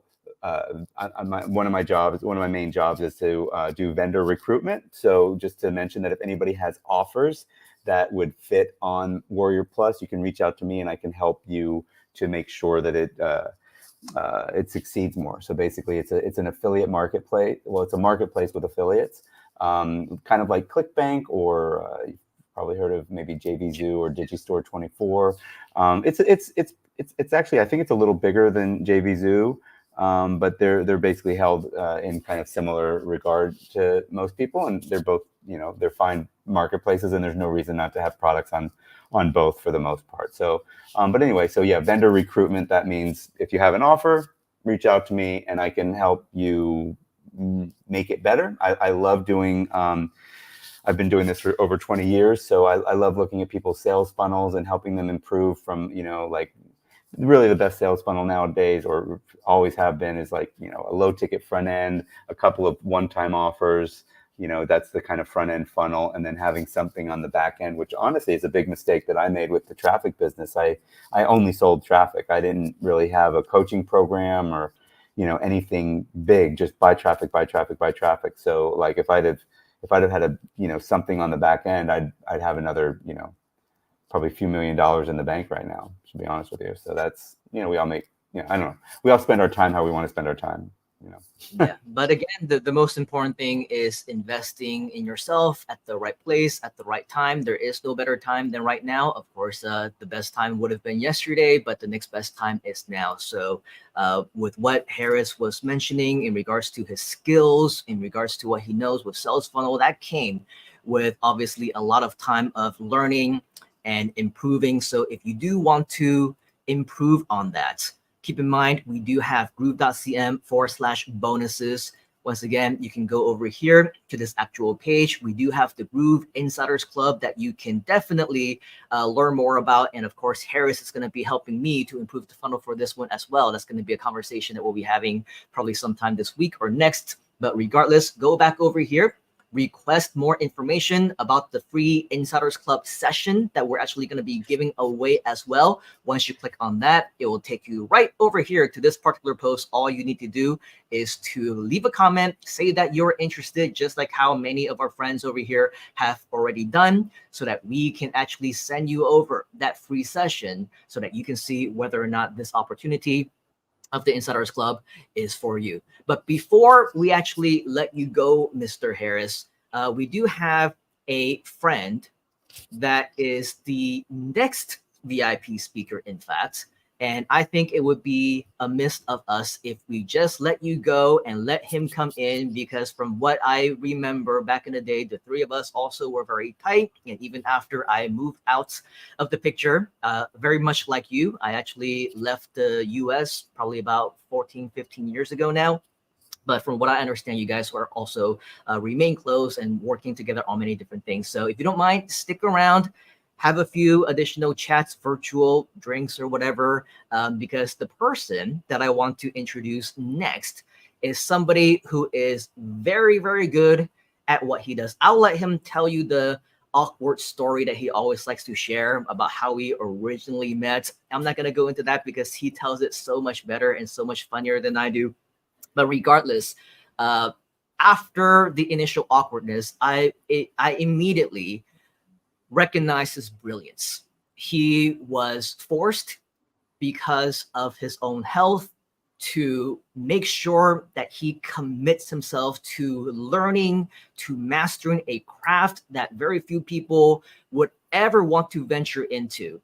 And because of that, today, 20 years later almost, he is still my go-to person when I think about different things. Oh, yeah, you know what? I think if it comes to traffic generation, when it comes to conversions, when it comes to even deep tricks that is not by the book, that you won't learn from anywhere else, anyone else, not on YouTube, not in paid courses. In fact, last year, after not having talked to him in a very long time, there's a very rare instance where I would say, you know what, I think maybe I should invest in this guy and learn from this different strategies that he or she might be teaching, because this person probably knows more than me.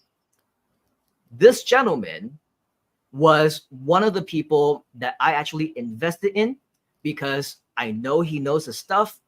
I know if I asked, I probably could have gotten it for free, but I didn't ask because obviously we're in business. We're not supposed to be getting different favors from each other.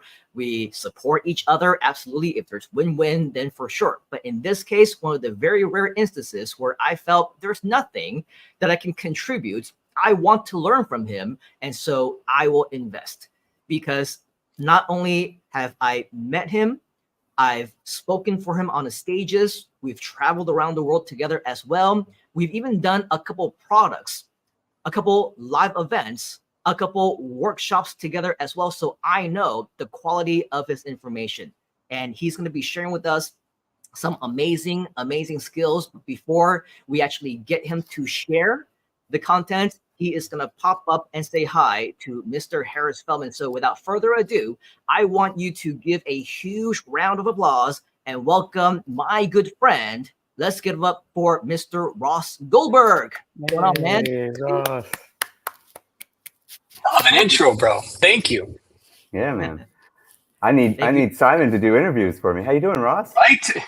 We think Tommy's the MC. I think Simon just killed it. Right on. But yeah. How have you been? Oh, good morning. Happy to be here. Happy Freedom Day.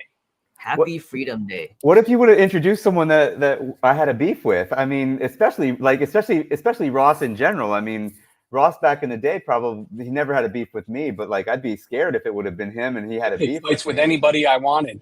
Yeah. I had no regard for who anybody was. No, no, that would be the perfect opportunity. The perfect opportunity for me to make it awkward for you, Harris. Next time, I will plan better. Yeah. Bring somebody that hey, you owe me money. But so for everyone else to know, Ross did my marketing at that traffic company. It going under had nothing to do with that. I was just going to say, man, careful. It's not quite under yet. But I mentioned, you probably weren't listening, but I mentioned before that we got hacked and whatever. But yeah, Ross. There's a very unfortunate circumstances that I did not create. No, definitely not. If I'm going to throw anyone under the bus, it would be a developer. So very true.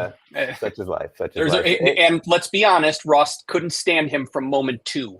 That's true. I hope he doesn't hear this.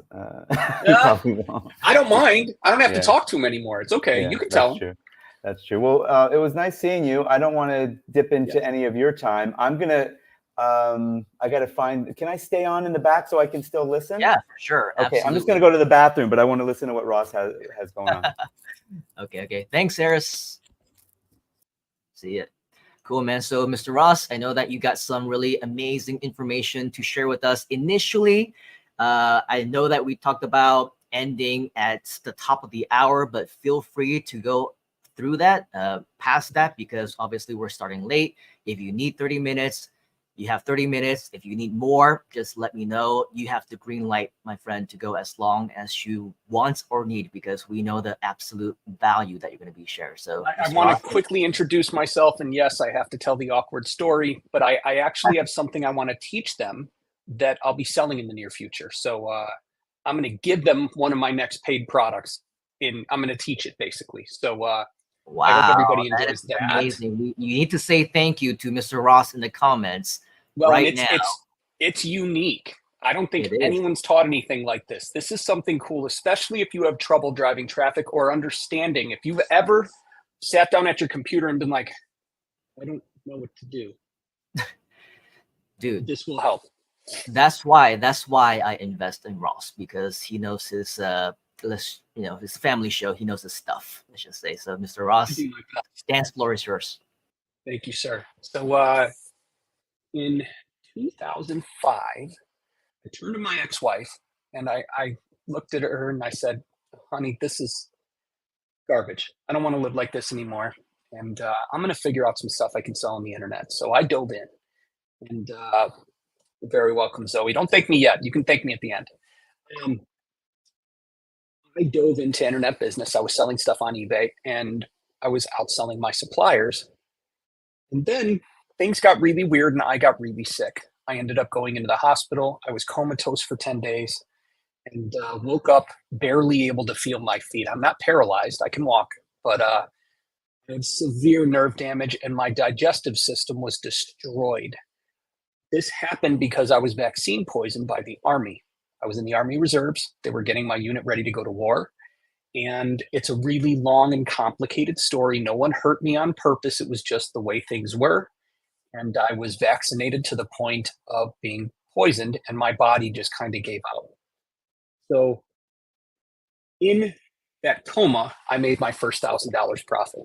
And when I came home, I became absolutely obsessed with the internet and how it works and how it was evolving and how things kept changing really fast. So I was obsessed to the point of letting other facets of my life go, which is problematic. You know, I was married. I had two children and a stepchild. So I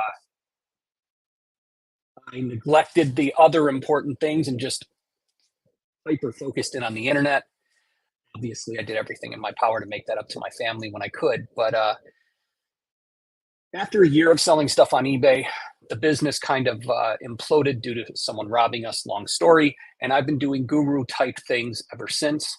I became a best-selling author after selling a dozen copies of my book because I put it in the right category. I did a bunch of seminars. I ran a multi-million-dollar software company where we're doing software production for a bunch of 7- and 8-figure digital marketing companies, including some of the biggest ones that there were. I spent some time with helping to run one of the biggest internet marketing training companies in the world.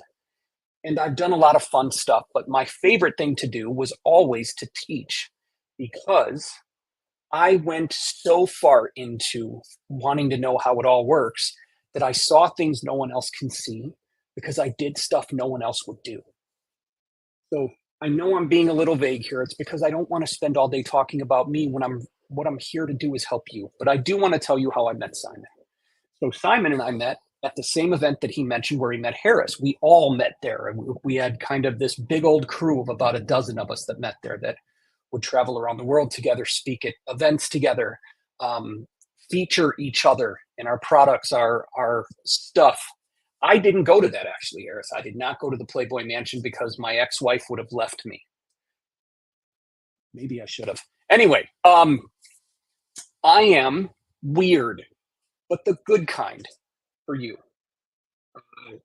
I had a lot of weird issues with my business that kept me from ever going to like the forefront and being a super guru. Yeah, she did. That was my point, Harris.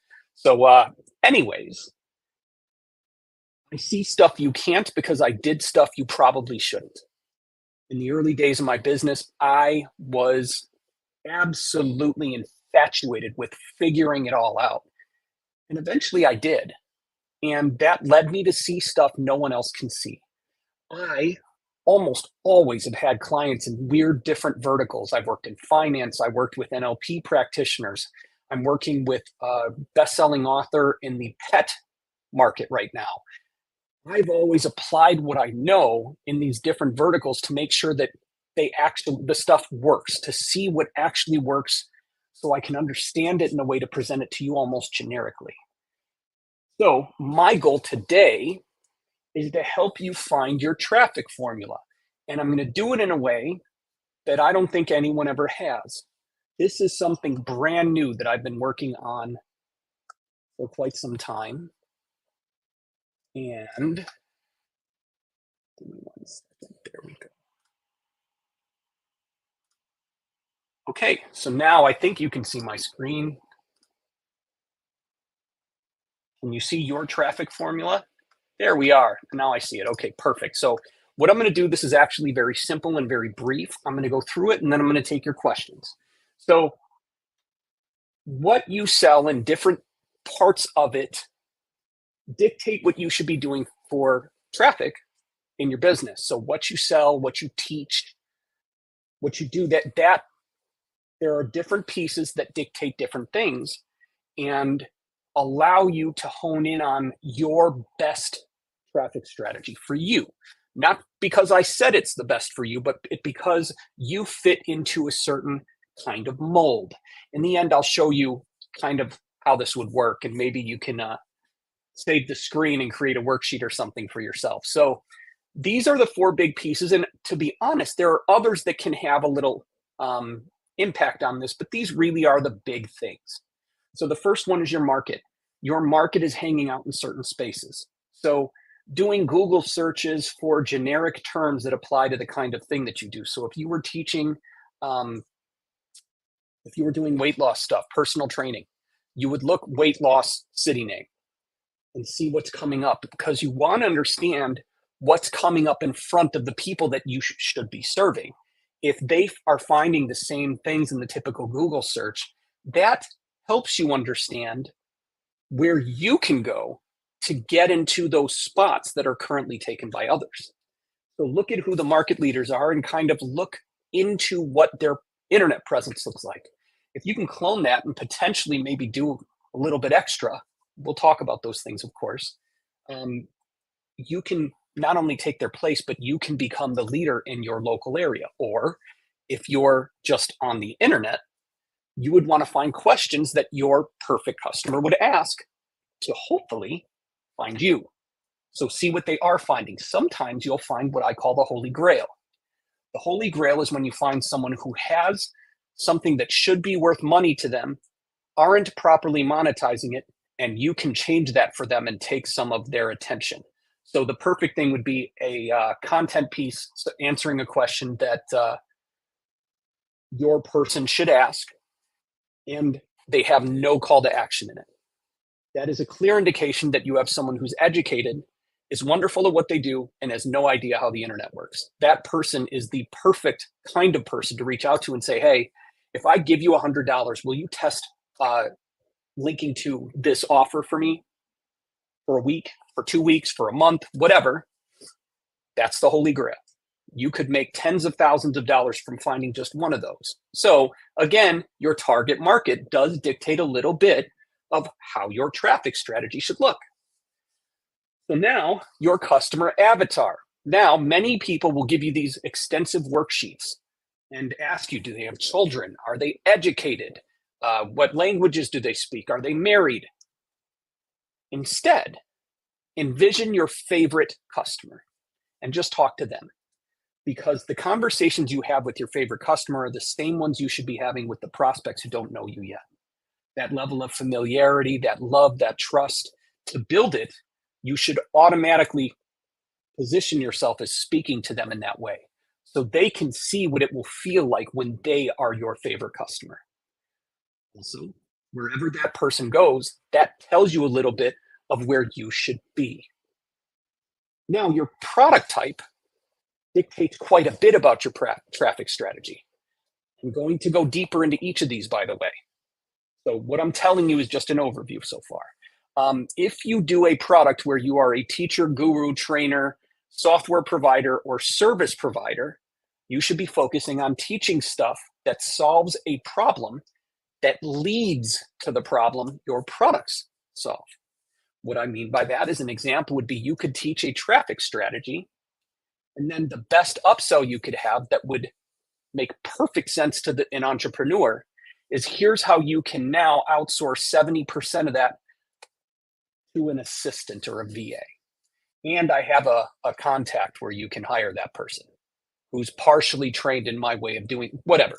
That is the perfect upgrade, because you're giving them the system, and now the next step, you're giving them a way to get most of the work done by somebody else. How amazing would that be? So if you can create a sales sequence of products that looks like that, you almost can't lose. So if you solve a problem in your front end product, but then offer, let's say, a done for you of that product, that's even better. Then the back end is, here's how to build an entire team of people doing this thing for you over and over and over and over again, and making you rich while you're on vacation. I'm spitballing here and making this up as I go, but if you're doing teaching software service stuff, that's the single best way to build out a sales process. Now, if you've got e-commerce products, that's a little different. Again, depending on what you sell, it dictates a fair amount of how you can drive traffic. Because if you're doing teaching stuff, having simple things up on like Amazon, having small courses up on Udemy or other teaching websites where people go to learn stuff, if they look for what you do, you want to be there so they can come connect with you elsewhere and then sign up for your more expensive stuff. You can use sites like Udemy and Amazon to feed you customers. And make you money. Selling a book, there should be a small amount of profit there. So last but not least, and this is the part that most people completely ignore, you. The internet has reached a point where, I'll be honest with you, you can almost do whatever you want and make a great living. Even though there are places you maybe should be going. An example is TikTok for the 30 plus crowd. Is it perfect? No. Is it their favorite website? Maybe, but they're there. And there's enough of them that are into what you do that you can build your customer base on TikTok and do just fine. However, maybe based on their age and the things they're into, more of them are on Facebook. So it would make sense for you to invest your energy there. That's maybe the smarter way. But if you have fun shaking your butt on TikTok and have figured out a way to get them to sign up for your stuff, that's exactly where you should focus your energy, because it's what you're good at. It makes you happy and you're having a good time. Because if you're having a good time, they will have a good time. So my point with the you part of this is that the bottom line is, whatever you have fun doing, you will do it better than anything else you would try, okay? So now let's dig a little bit deeper. So this is actually a facet of your products that I haven't talked about yet, but this is really important and something you should think about. Many people are very scared of advertising. And as someone who learned it, who really never wanted to, Harris made me, I'm very grateful for that, by the way. You have to, at least on a small level, even if it's $3 a day of retargeting on Facebook or Google. Do it, make it work, and then invest more in it, because it is the only way to control your income. Organic traffic is beautiful. And in the early days when I was an SEO god, I told everybody I'll never buy traffic. It was the dumbest thing that's ever fallen out of my mouth. If I had also spent time learning how to, and by the way, I had people like Simon in my life who would have taught me anytime I asked. But I didn't. And I was arrogant about it. And it was dumb. So now that I understand how to buy traffic and how to do it profitably most of the time, it is a superpower for your business. So anytime we can teach for traffic, we should. Why? Because it instantly builds trust. Boosts your authority, makes you likable. If you really want to help them, or if you really help them, they're much more likely to buy. Even with iPhone cases, teaching them how to use yours in a fun way is memorable. Be memorable. So now I am almost specifically referring to buying traffic here, but this could also be for targeting with search engine optimization or search engine marketing, or attempting to build a presence on a social website in a specific vertical. So certain kinds of products allow us to target differently. Generic targeting applies to almost everybody. So let's say Band-Aids or something generic. You have almost total freedom in your traffic strategy if you have a generic product. The only catch is, to convert well, you need to build systems that familiarize people with what you do and why you're the best choice. So something like an advertorial, I don't have time to teach you what that is. It's a piece of content that leads to people needing your product. So generally, whatever your product does, you would explain a really difficult way to solve that same problem it solves. And then at the end, tell them, oh, if you don't want to do this crazy, ridiculous thing, go buy our stuff over here. It solves the problem in like 8 seconds with no pain, no effort. So that traffic is insanely inexpensive.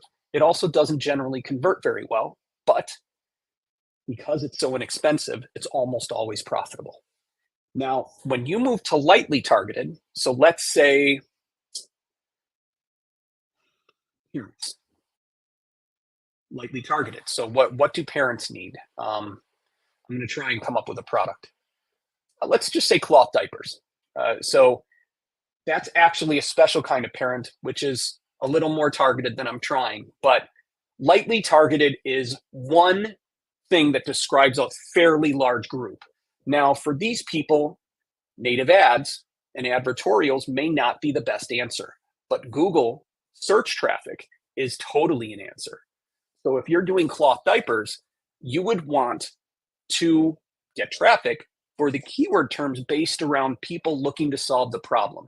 I tell you this because when I first used AdWords, I spent $400 in 1 hour targeting the wrong terms and making no sales. But when I targeted a longer term that was very hyper focused on a product that I had, I was paying very little and I was profiting like crazy because it was a buying term. It was a research term. I led them to the research they were looking for and said, hey, if you want this, I've got the best prices, the best warranty, etc., blah, blah, blah. You should buy it from me. And many of them did. I also learned that if they got on the phone with me, 8 out of 10 would buy. So I got an 800 number and put that there too. They used it. I made money every time. So lightly targeted, again, native ads, probably not going to work for you, but Google search can. You just, again, don't want really expensive terms.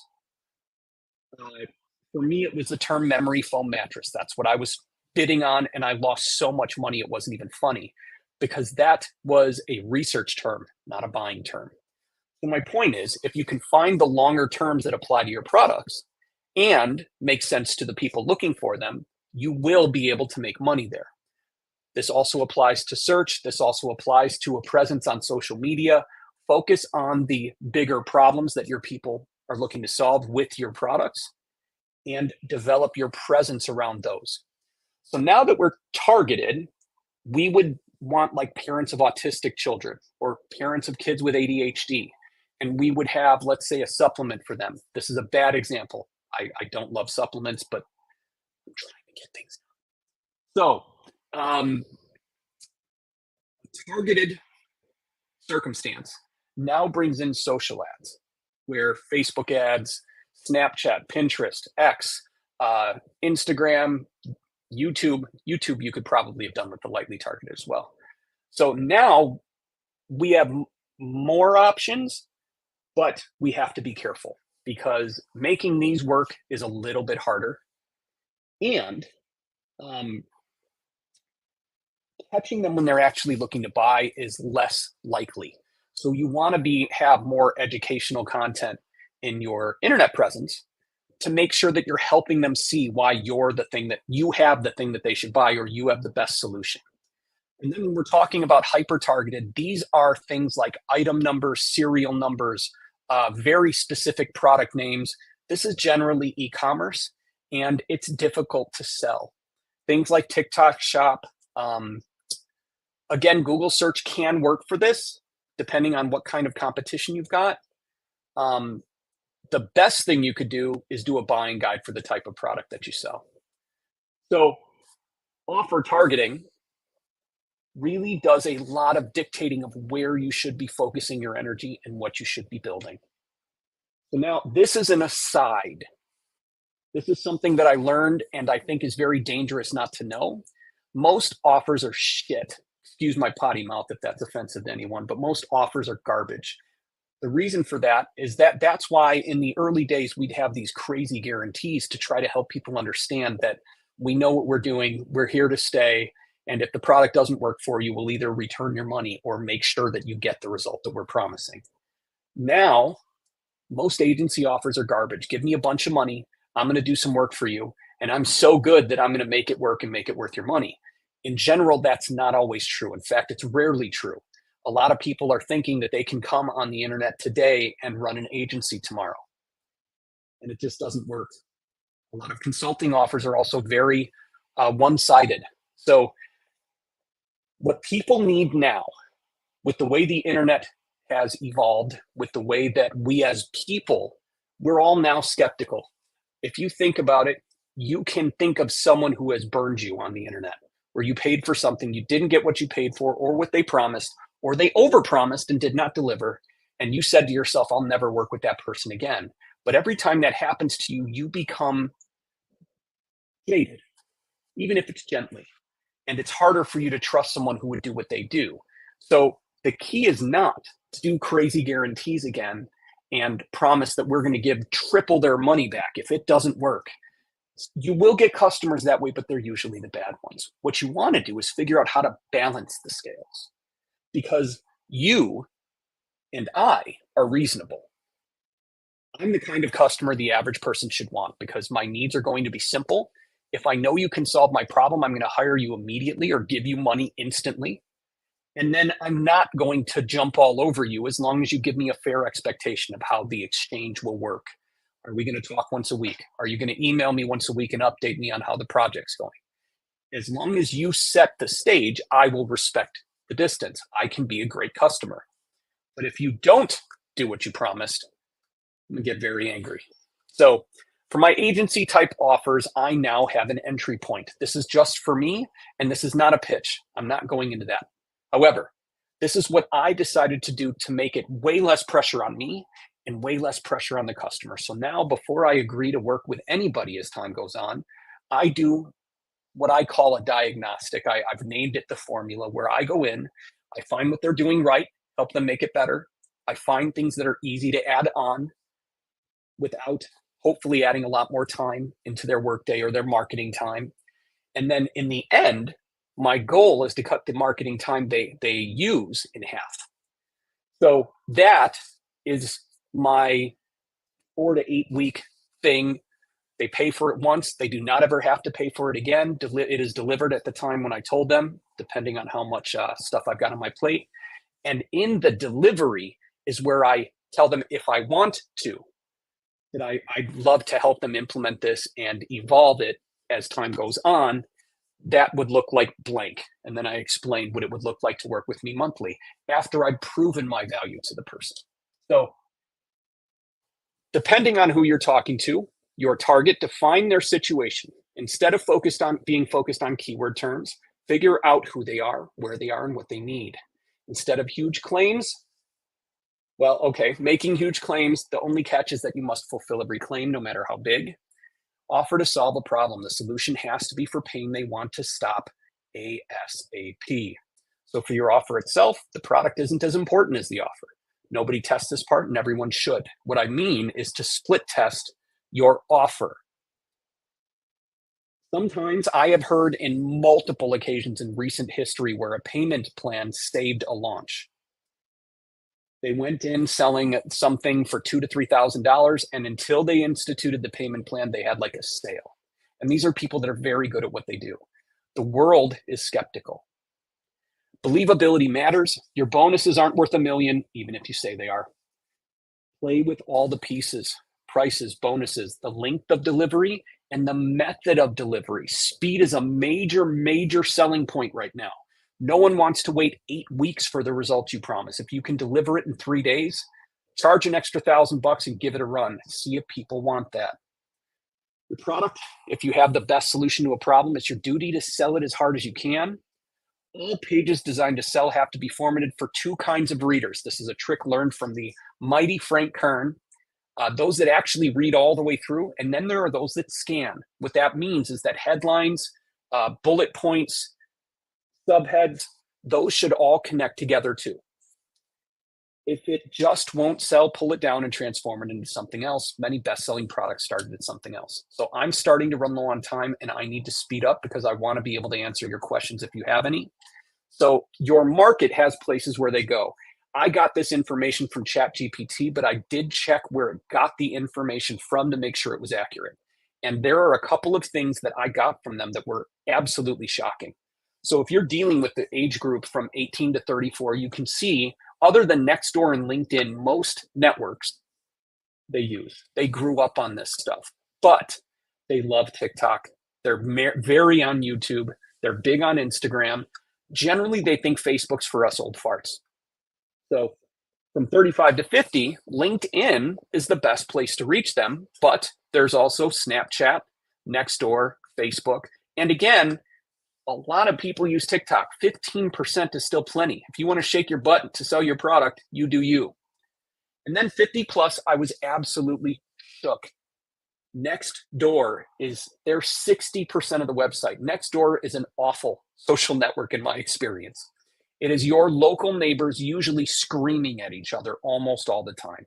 It's great if you're like a handy person or a plumber or an HVAC person or electrician. That's a great place to advertise. But I was shocked that most of the people killing each other on Nextdoor are in the 50 plus age range. So I'm going to move on. If you guys would like, I'll give you this. You can download it and look at it yourself. So your target, again, talk to your favorite person, but try to find them on the internet. Because if you can find where they're hanging out on the internet, or even if you're close enough to just ask them, it's a lot of people will tell you to survey your audience. And I found surveys to be inaccurate because most of the people that would take the time to fill out a survey for you already love you. And their answers are going to be skewed based on what they think you would want them to say. So what you want to do is find them talking to themselves. Now, you can go in as yourself to your competitors' Facebook groups, but it might be best if they didn't know it was you. Quora is a great website. It's just a question and answer site. See what people are talking about. Now you're going to want to ignore people like you who are experts, but you want to see how they're talking to each other, the back and forth, the questions, the answers. There's so much information and value in them. So what you're looking to do is find their questions so you can create the best answers. If you create the best answers, you can get Google traffic for your answers to their questions, which is what we all want anyway. So last but not least, I'm going to leave off numbers 3 and 4. Again, I can give this to you. Most of us are either writers or actors. I'm very comfortable on video and happy to write a book. So I'm kind of both. So I get to choose whatever I want. But if you're a writer, you belong on websites that are focused on written text instead of somewhere like YouTube or TikTok, unless you find something like invideo.ai that will turn any script into a video. Amazing. Anyways, these are also things, but generally these are the things that apply to most of us. You're either one or the other. And again, these do matter, but anyways. So the ultimate traffic strategy should have each of the above: social, content, and advertising. Now, with the way social platforms work, you can find all of that in one website. I would highly recommend not spending all your energy on one website, because if they change anything, you are screwed. Content-based traffic flows in for as long as the content is hosted and helpful. Social efforts, show your company is active. This is very important now because the internet's been around so long. There are companies where people can fall upon their stuff and even buy a product, and they don't exist anymore. They don't get the money. There's no one to reach. They're not reachable, and you're screwed. So all of us, I don't know about you guys, but I look for this stuff. I want to see that they're actually like active on social media, not necessarily today, but within the last week or two. I want to see something. And then advertising is the only facet of this that allows you to control the flow of your traffic. As you get advertising working, you can add to your spend and increase the flow of your traffic. You can literally control your income if you do it right. So for this, I created a couple of spreadsheets, and this is one of them. Maybe you want to kind of create a worksheet out of this. Grab the screen. Let me see if you can see it. No, it didn't show. All right, let me see if I can switch this. There it is. All right, just give me 1 second here, and then I'll try to very quickly answer your questions because I don't want to take anybody else's time. So I built this, and this is custom built, and it actually required some coding. So basically, you can identify, take that favorite person, and much of this is them. If they're male, you would want to click the male things.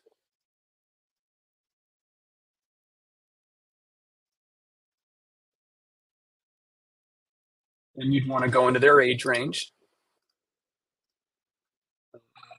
Education, did they go to college? Sure. Do they have kids? No.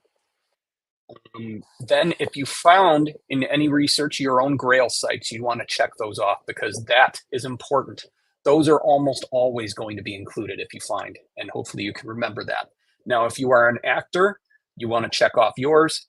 If you're a writer, you want to check off these. Now, I had where you could tick a box here and have them all highlight. But the truth is, if you hate YouTube, I don't want you to select that because your opinion matters here too.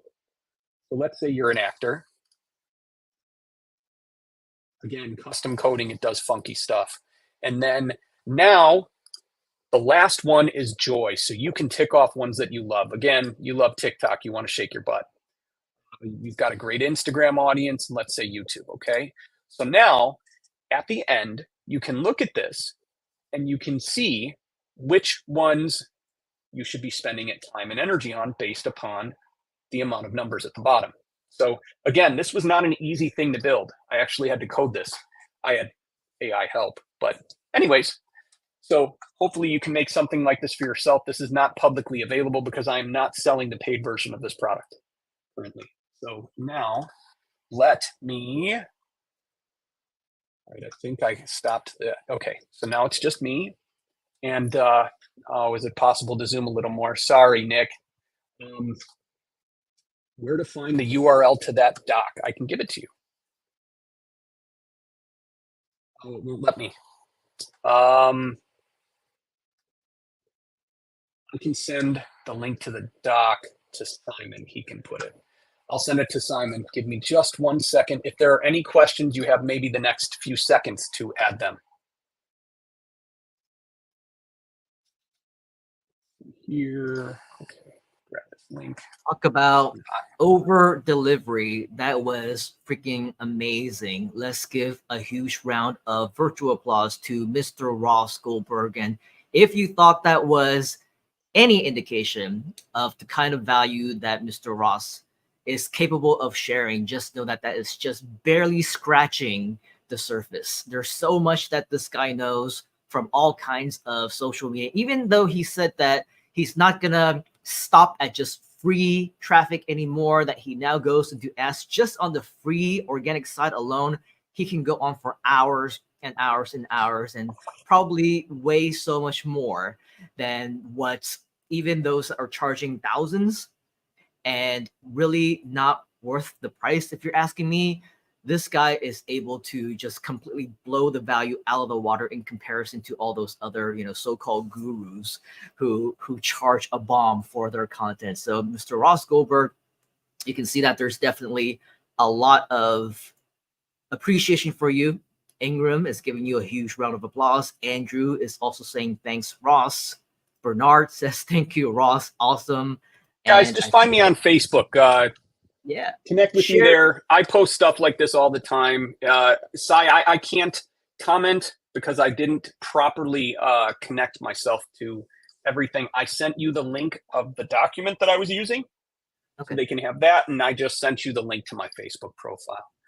And again, I'm not mid-launch or anything, so I'll just share my value and be friendly and be ridiculous. I tell lots of jokes on the internet. So you are friendly, and if you of course want to learn more from Mr. Ross, there's definitely a lot more where that came from. Connect with Ross on Facebook as his page over here. By the way, I did share the Google Drive link as well. It should be in the comments, but if you're not able to see it, take a screenshot, take a picture, do a selfie challenge, whatever you need to do. Right. If you miss it here, just message me. I check Facebook messengers for random people who don't know me at least once a day. But Harris, I'm glad you enjoyed it. So yeah, connect with me on Facebook. You do not, by the way, I'm a persona. I have one of the business profiles, so it might be difficult to add me as a friend. If you do it in the next couple of hours, I'll add you. It's fine if I see that you follow me.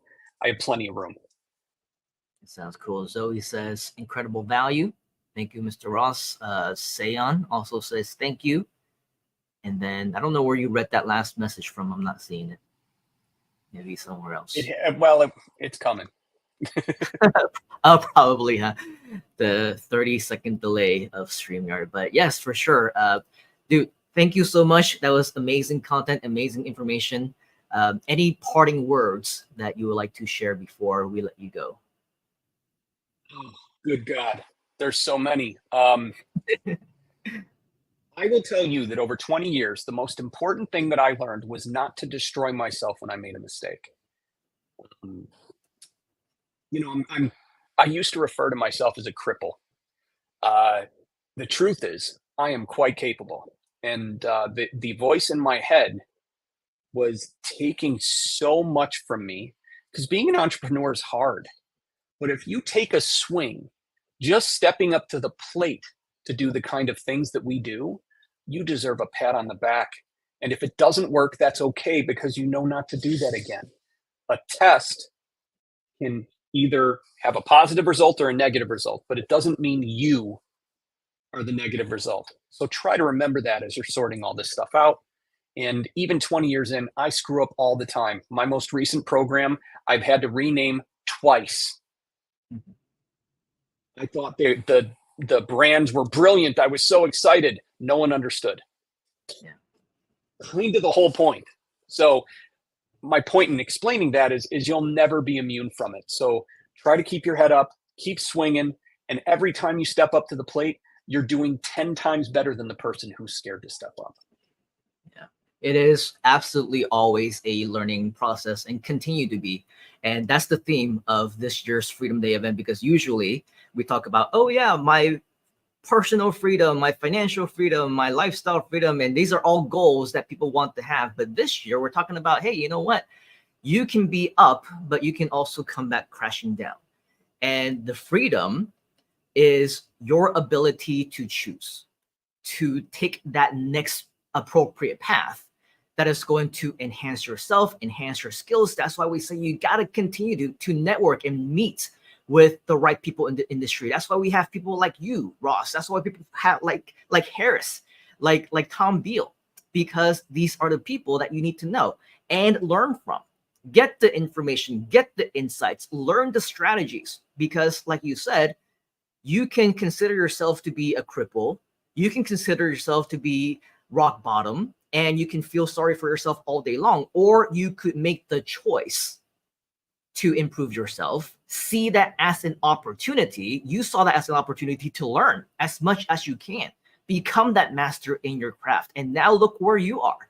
You are the guru of gurus when it comes to traffic generation. It's always a learning process. There's always an opportunity for you to improve, to become better. And that is the epitome. You are the epitome of the Freedom Day story. So thank you very much, Mr. Ross Goldberg. Thank you so much for having me, buddy. It's been a pleasure. I love doing this. Yeah, we'll have to catch up again soon, and we'll need to have another session with you, because just like with Harris and with Tom, this 30 minutes is not enough. You have so much more to share. Thank you again. Thank you, Happy Ross. Freedom Day, everybody. Be well. Happy Freedom Day. We'll see you soon. Let's give Mr. Ross another huge round of applause. And George, obviously, very appreciative. Thank you, Ross. Keep swinging to become better. And of course, on the topic of traffic generation, there's just so much that Ross and I are able to break the myths and break the barrier. Ross will also be able to tell you the strategies that he was able to discover, all the different things that the so-called gurus will ever tell you about organic traffic, about being on Google, about being on YouTube and saying things like, oh yeah, you know, you're not going to be able to compete if there are millions of people out there on Google. You're not going to be able to compete in a world where there's so many competitors and so many websites, and it's going to take you months, if not years, for you to generate any kind of results on the search engines. Just to share with you the kind of myths that we break. So on a very simple search, and you might think that, oh, you know what, not too many people are going to be searching about that because Freedom Day is very unique and it's something that doesn't happen all the time. Just so that you know, Freedom Day is a very common name for many different events around the world. And if people will tell you that if there are competitors, you won't be able to compete, you're not going to be able to get there in a short amount of time, I want to show you just really quickly on the search for Freedom Day event 2024, if you think that there's not much results for that, there's over 7.2 million competitors. Yet at the very top, these are not just our old videos. This is one that is happening right now. We just scheduled this less than 1 day ago. It's already at the top of the search engines. We scheduled this for the Groove platform 4 days ago. It's also at the top of the search engines. And the ones that we did years before is also here as well. You scroll down, you'll see additional content that basically is dominated by us. This is the kind of strategies and information that you will learn inside of the Groove Insiders Club. So once again, If you find that this information is helpful, if you want the opportunity to learn all these different strategies, we want to invite you to be a part of our Insiders Club. We want to invite you to be a part of all the things that we're doing, even to the point where we're giving away a free session for you. Go back to groove.cm/bonuses in addition to the different Groove coaching and personal help that we provide you right here within the community. Also, remember that you get a free session of the Insiders Club so that you get the inside information on strategies such as this. Click right here, request a free Insiders Club session. And again, just like all of our friends who have already requested that free session to learn more about the Insiders Club, to know how to dominate the search engines like Google, like YouTube, learn from people like Ross and Harris, who will also be a part of the Insiders Club. They don't know it yet, but we're going to invite them. This is definitely your opportunity to do so. So come over here, leave a comment, and we will be sure to get back to you with a private invitation to not just a free session, but also how to be a part of our Insiders Club community. Once again, groove.cm/bonuses. Now, of course, this is not the end. We're actually just about halfway through, a little bit over halfway through of our Freedom Day events here today. And up next, we have yet another very special guest, a very good friend of mine. Ever since we started with the whole Groove thing, this gentleman has been a big part of not just the company, not just the community, but an inspiration to me on how he's able to handle all the different obstacles and challenges while on the job. We talk about Freedom Day, and Freedom Day isn't always just necessarily, oh yeah, I was able to achieve this, I was able to achieve that. As mentioned, freedom is your ability to continue to improve, continue to work on yourself and be a better version of you than you were yesterday. I can't tell you how many times that I have seen different types of requests come in, different types of customer inquiries, different types of different people giving me, let's just say, a hard time, or they're just not very friendly in their communication. And I can't tell you how many times that I just wanted to throw in the towel and say, man, this person isn't nice to me, so I'm not going to be nice to this person. The thing is, freedom is all about finding your internal ability to control yourself and to become that helpful person, that good person who deep down understands your customers and deep down understands, puts yourself in their shoes and realize, hey, you know what?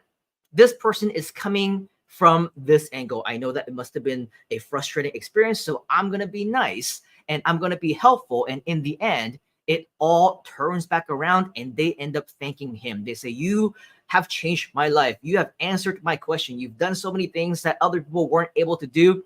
And that, to me, is a big part of what freedom is all about. Your ability to know that you can be a person who can be helpful to others. You can choose to be nice. You can choose to be helpful. You can choose to be of value. And that's something that I always strive to continue to be every single day. Not only is he good at that, he's also good at networking.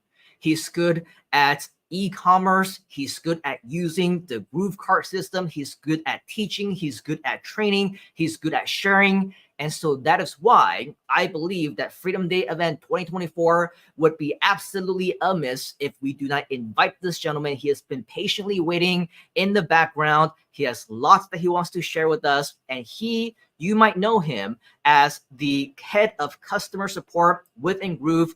I know him as my good friend, someone who is very good at e-commerce and Groove cart. And we talk about business all the time, opportunities all the time. He may share with you different struggles that he has. He may share with you different successes that he has. He may share with you different achievements that he has. I don't know. But again, keep in mind, your freedom is in your ability to continue to learn, continue to improve. And this guy is yet another epitome of that. So without further ado, let's put a huge round of applause, virtual hands, a huge welcome to my good friend, and of course, yours as well. I want to welcome to the Freedom Day Events 2024, Mr. John Garcia. Let's give him a huge round of applause. Mr. Simon Leung, how are you? ¿Cómo estás, señor? Mi amigo. Good to see you, man.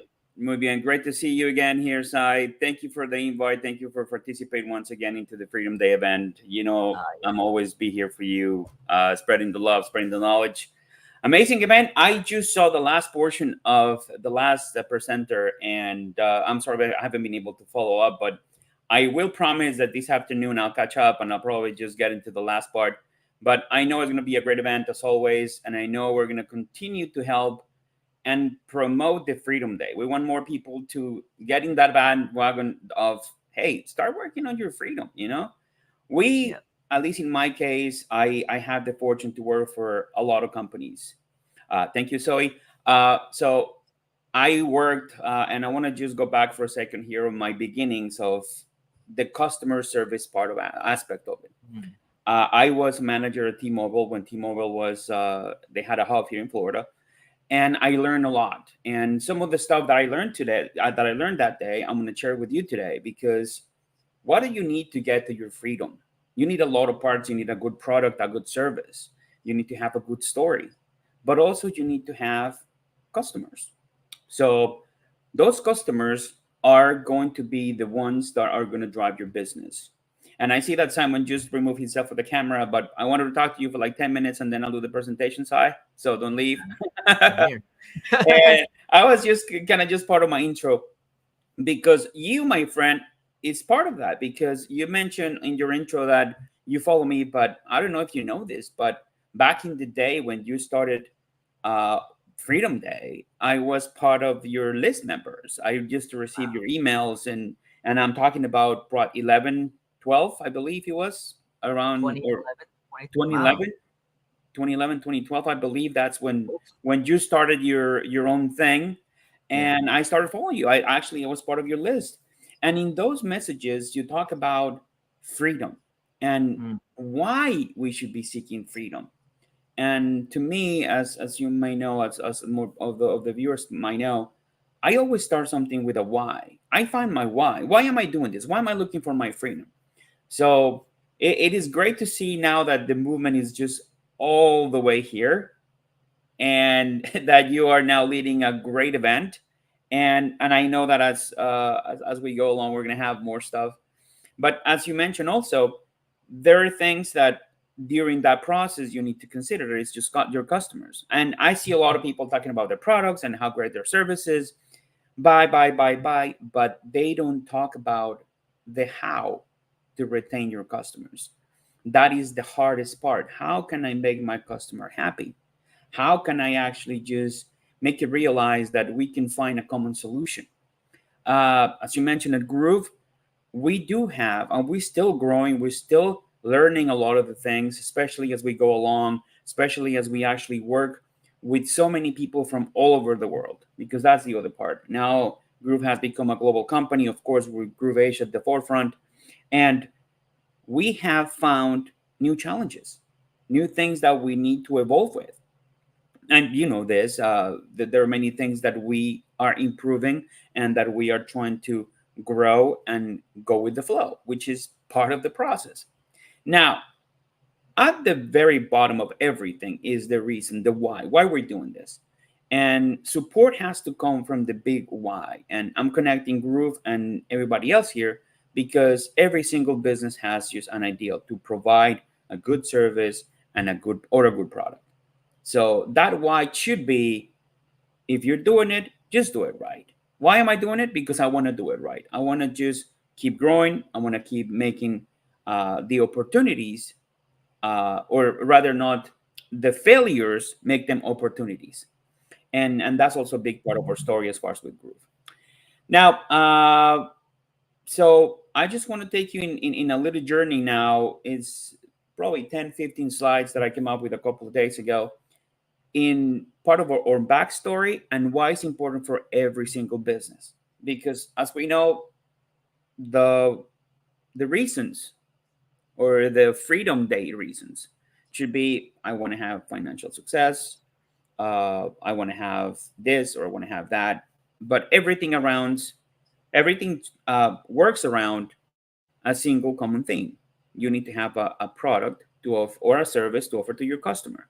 So that surrounding thing is your customers. I have seen so many companies that unfortunately do not take care of their customers, that in literally in months they don't know what to do, they get confused, and unfortunately they fail. And I heard a little bit that is for this event, you want to talk to also about failures. Yeah. So, sure. And I think failure is the path of learning. Yeah. I mean, if you haven't failed in business, you haven't started a business. I mean, I have failed in businesses many times. I have got my hand burned several times, but you learn and you improve. And well, Sai, if it's okay with you, let's start with the presentation. Absolutely. Thank you. Friend. So let me get that on the board right now. Let me see, because I have a big screen here. Let me see if I can present this. Let me just share my screen. Okay.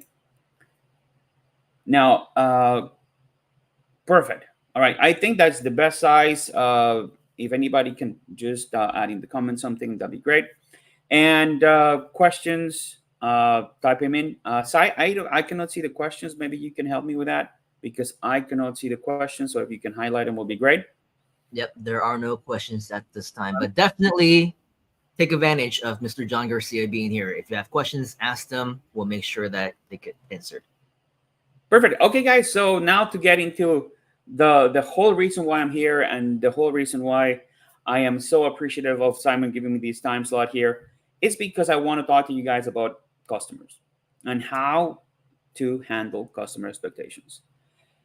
Customer expectations is a hard topic, and I know I cannot cover everything within the next 20, 25, 30 minutes, but something that I want to make sure that at the end of this presentation, you got to realize is customers are the most important part of your business. Without customers, you don't have a business. You're trying, which is okay. But once you have customers in a way that you have trouble handling them, is because you're doing something great. Remember that. Once you have your hands full with customers and you don't know, or you start experiencing the unknowns and those things that will kind of just make you hesitate to make business decisions as a business owner, then you're doing something right. But in that process, you need to learn how to handle certain expectations. So now let me just show you a little bit more on what I mean. So the customer expectations here is, I mean, the first question that you need to ask yourself is customer expectations. What do you expect? What does a customer expect? And I will love if somebody can tell me, besides of these 4 points that I just put in here, what else your customer might expect? If you own a business, if you are a course creator or sell products, or you work with e-commerce, what your customers expect? So your customers should expect 4 things: quality, accountability, a fast response, and a faster resolution for issues. And that is what I want to make sure that we stress today. Customers expect all those 4 things. Now, anybody in the audience can tell me anything else that they might expect here in the comments. And I'm going to give a couple of seconds to see if we get a taker and somebody is actually willing to share that. And as I said, I cannot see the chat or the comments. Let me see. Okay, I now can see the comments. Anybody in the comments? Or all right, we have no more reasons. All right, so let's move forward. So we have now quality, accountability, fast response, and a faster resolution for issues. But now, as a business owner, what are you expecting from your customers? The only thing that you should be expecting is feedback. Why feedback? Because that feedback is the one thing that will drive your business. Feedback is the most important thing that you will have from your customers. Not only their money, because they trusted you with their money, they bought your product, they bought your service, But the thing that you have to always come back for is that feedback.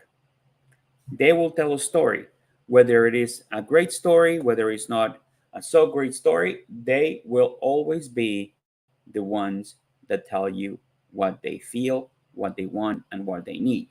So keep that word in mind because feedback is what drives a business. So why? And I just mentioned it, should be the fuel behind every product or service to drive better services and products. The feedback is also the big part that make you grow as a company. You need your customer's opinion. You need your customer's thoughts, your customer's input. Why? Because they will help you improve a better product, a better service.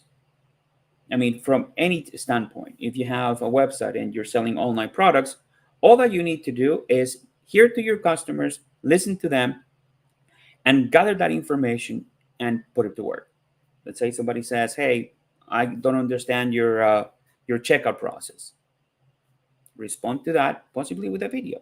Respond to that, possibly with a message that explains where to start. Remember, you are that reason. You are that focus that the customer is given to in order to make their experience better. Now, I got to share something with you that I found recently because this really resonates something from one of the biggest companies in the world. And Bill Gates said, "Your most unhappy customers are the greatest sources of learning."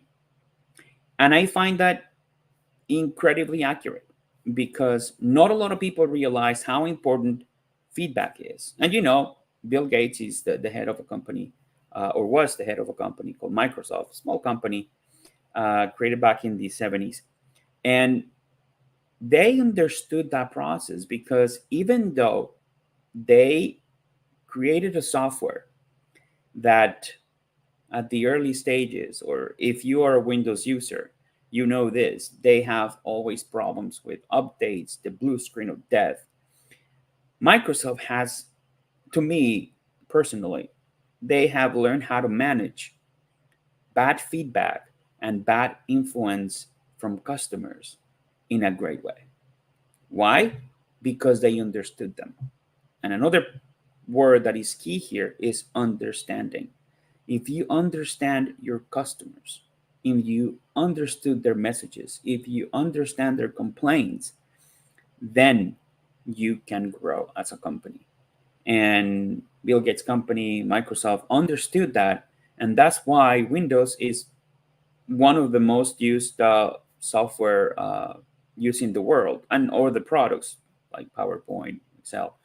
But they understand that. They understood that they learn from the bad experiences that customers are having. With that, they have to understand also certain processes. And this is part of what you also have to understand. That whenever you have a complaint, don't take it from the bad side. And I will talk about it in a second. Don't take it in a bad note because there's things that you can do and things that you can do. But be like Microsoft, be like Bill. Bill understood, Bill learned that your customers are the greatest source for learning.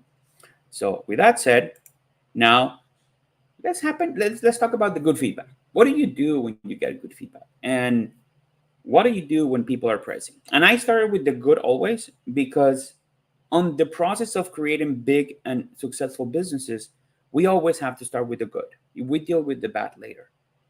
Some people might defer to my thoughts, but let me tell you why. Once you start working with the positives, then you learn how to deal with the negatives. Don't forget that. If you learn and if you interact first with the positive, then you understand how to work with the negatives. What to do with good feedback?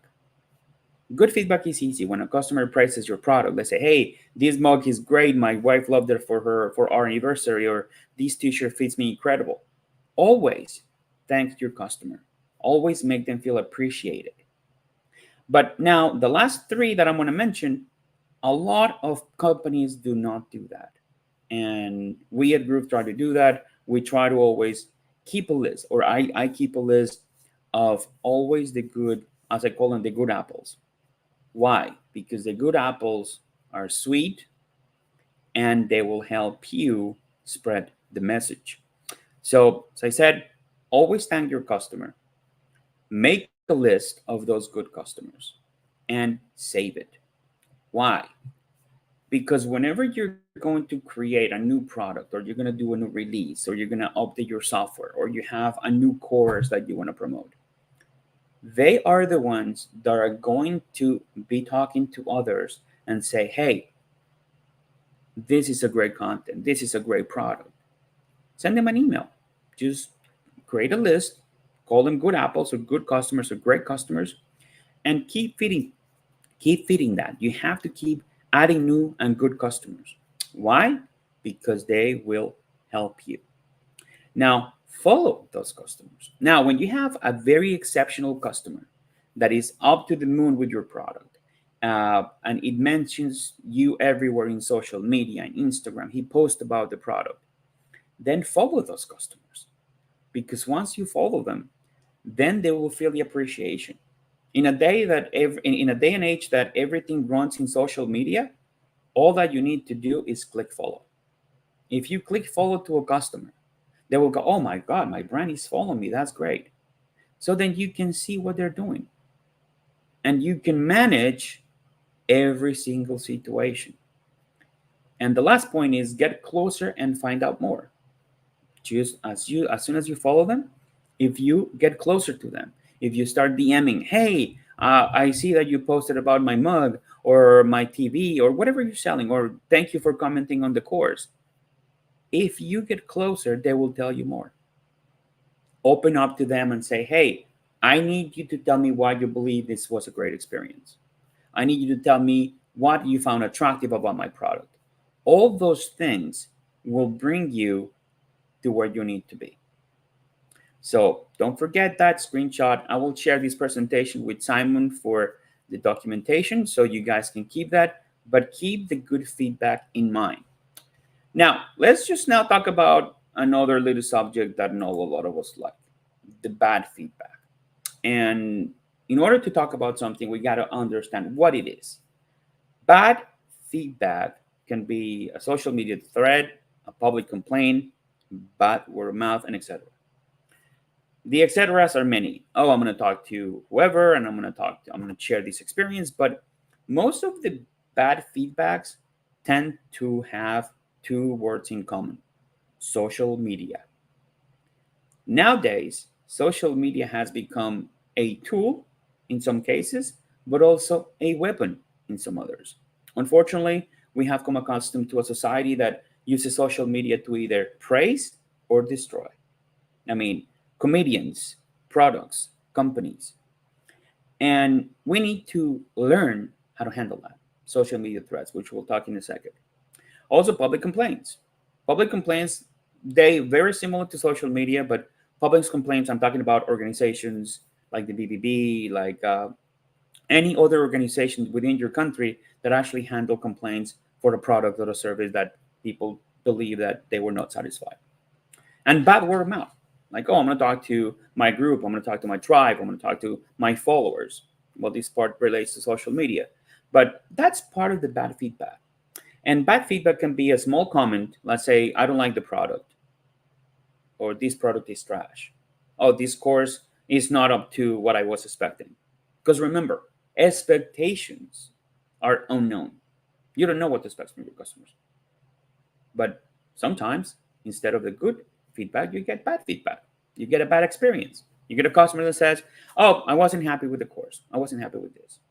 So the next slide is going to be what you need to do.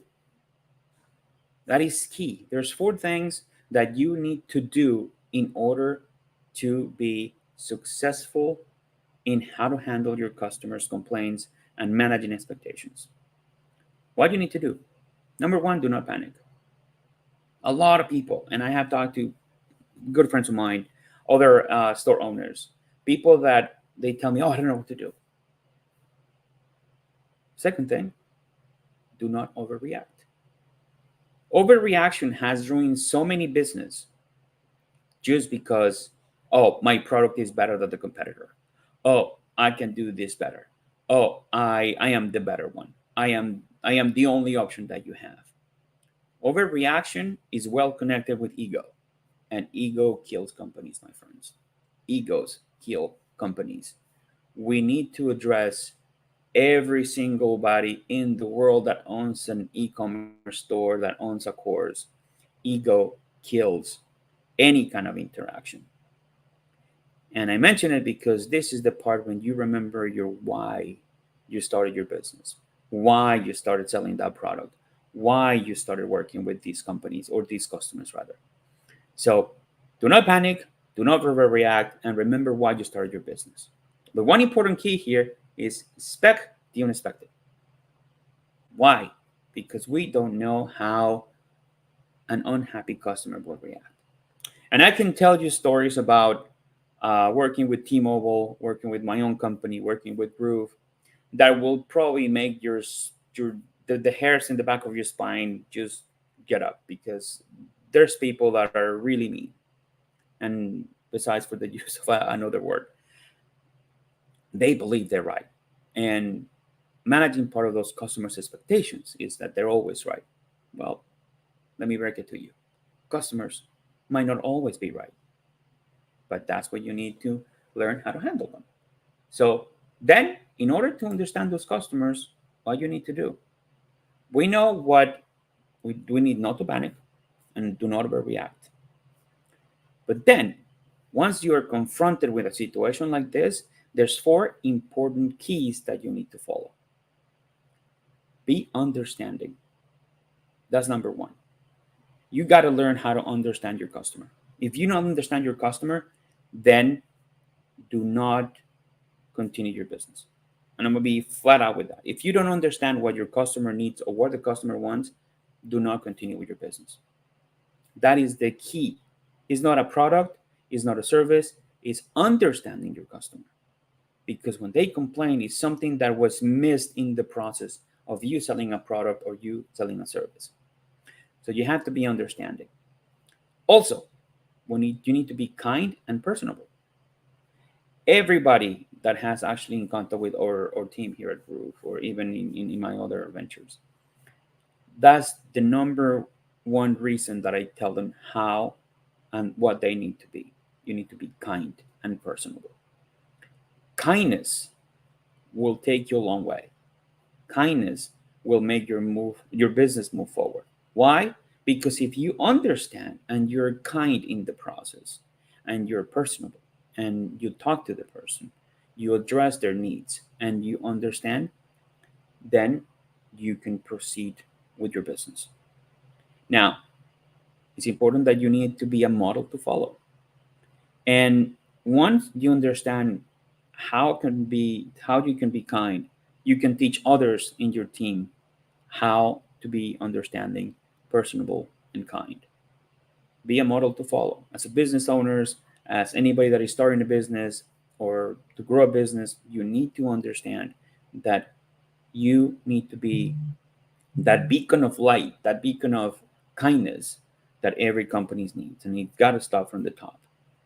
Now, once you have all those 3, you offer the last one, a middle ground solution. Why do you need to offer a middle ground solution? You cannot, as a business venture, you cannot proceed in a business if you do not understand, if you do not find a middle ground solution. You cannot give your house away. That's number 1. You cannot give everything away. You have to find a middle ground solution. And I'm going to tell you right now why. So you don't want to give your house away, but give them everything to the customer. But this is why you need to keep that in mind. Whatever you offer to the customer. Oopsie, I think I clicked in the same. I duplicated this slide. Sorry. Lastly, you gotta keep moving forward. That's what I wanted to say, but I think I just moved the presentation here a little bit. Sorry, middle ground. We're talking about middle ground. Sorry about that. I kind of just got confused with the slides. So the middle ground. Middle ground is a solution that is the one that allows you to realize what the customer is willing to accept. You're not giving your house away. You're not giving everything for free. You're not giving everything. Maybe if you have to, you have to, but we'll talk about it in a second. But always try to find that middle ground that allows you to realize what the customer is willing to accept. That is the point that you want to get to. That middle ground will actually make or break that relationship with that customer. And how do you find a middle ground? So, like, hey, the product arrived broken. Maybe it wasn't me when we packed it. Maybe it was during the shipping. Maybe it broke. Okay, how about if I refund you 50% of your purchase? Or how about if we replace it if you have the capacity to do so? Or how about if we give you credit for a new order? There's many ways that you can go about, but I cannot go in too deep on that because we all have different businesses. We'll have different ventures. We'll have different goals. Always study that middle ground carefully because that will decide what you're willing to do and what you're willing to share with the customer in order to find a solution for a problem. Now, I know it's a larger topic, but I have a couple more minutes here to go. But I will try to continue here. And if you want to connect with me in a different situation, how to manage these things, I will have my information at the end with Sai. Now, what happens if you find that middle resolution and you give away a solution for the customer? Why is the customer satisfied, and what to do next? So, like, oh well, now most business owners will tend to believe, I don't want to sell to this guy anymore. I don't want to deal with this guy anymore. I don't want to do more business. No. What you need to do, thank him for the opportunity. Tell him, thank you, I appreciate the opportunity. If the customer is satisfied, by the way. If the customer is satisfied, you tell them thank you. Anyways, you say thank you for the great opportunity again, for the trust to earn your business. And keep them on a naughty list. I have a bad apples list, but I put naughty here as an example. I have the bad apples list as well. Why? Because just like green apples, they might be sweet, they might be sour at the beginning, but they're sweet at the end. And anybody that has actually eaten a green apple will notice that they're sour at the beginning, but once you start chewing and you start enjoying them, then you find the sweetness within. But keep them around, keep them on the list. Maybe they will never order from you again, but what they will do is they will have you in their minds because they had a good experience. The ultimate goal is for them to order it again. But if they don't, it's no problem. Keep them on that list because if they order it again, that will give you the option to say, hey, appreciate the vote of confidence again, share your experience. Now you want to take that and turn it around. Make sure that they are the voice of your company. Make sure that they share your products in social media. Instead of complaining, tell them to share the product, the experience. So always keep those bad apples around because they will help you grow, because they will help you understand your business better. And a last thing is move on and keep working. Do not let that to be taking you down. Do not let criticism, bad feedback to knock you down and to keep you down. I mean, the best and greatest journeys there are the ones that you enjoy.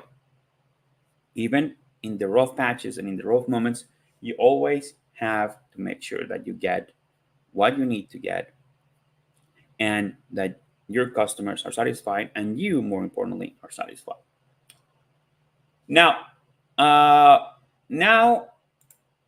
we talk about if they are happy with the resolution. Now, what happens if they're not happy with the resolution? If they're not satisfied? You tell them. Ask them for a resolution. You say, hey, Mr. Customer, I know you're not happy with the interaction. I know you're not happy with this. What can we do for you? As we say, throw the ball in their court. Now it's up to them to say. But now, you have to be ready to accept a loss because maybe they say, you know what, I just want my money back. In some cases, in some instances, in businesses, you have to start using some measurements to understand how to accept a loss financially. It's a business at the end of the day. So within your business, you have to realize what kind of loss are you ready to accept. If it's a full loss, mean a full refund, perfect. Offer a refund, 100% refund. No questions asked. Sorry for the missed opportunity to help you, and never apologize. Never apologize when you're giving your money back. Said sorry for the experience, but we apologize for not able to this.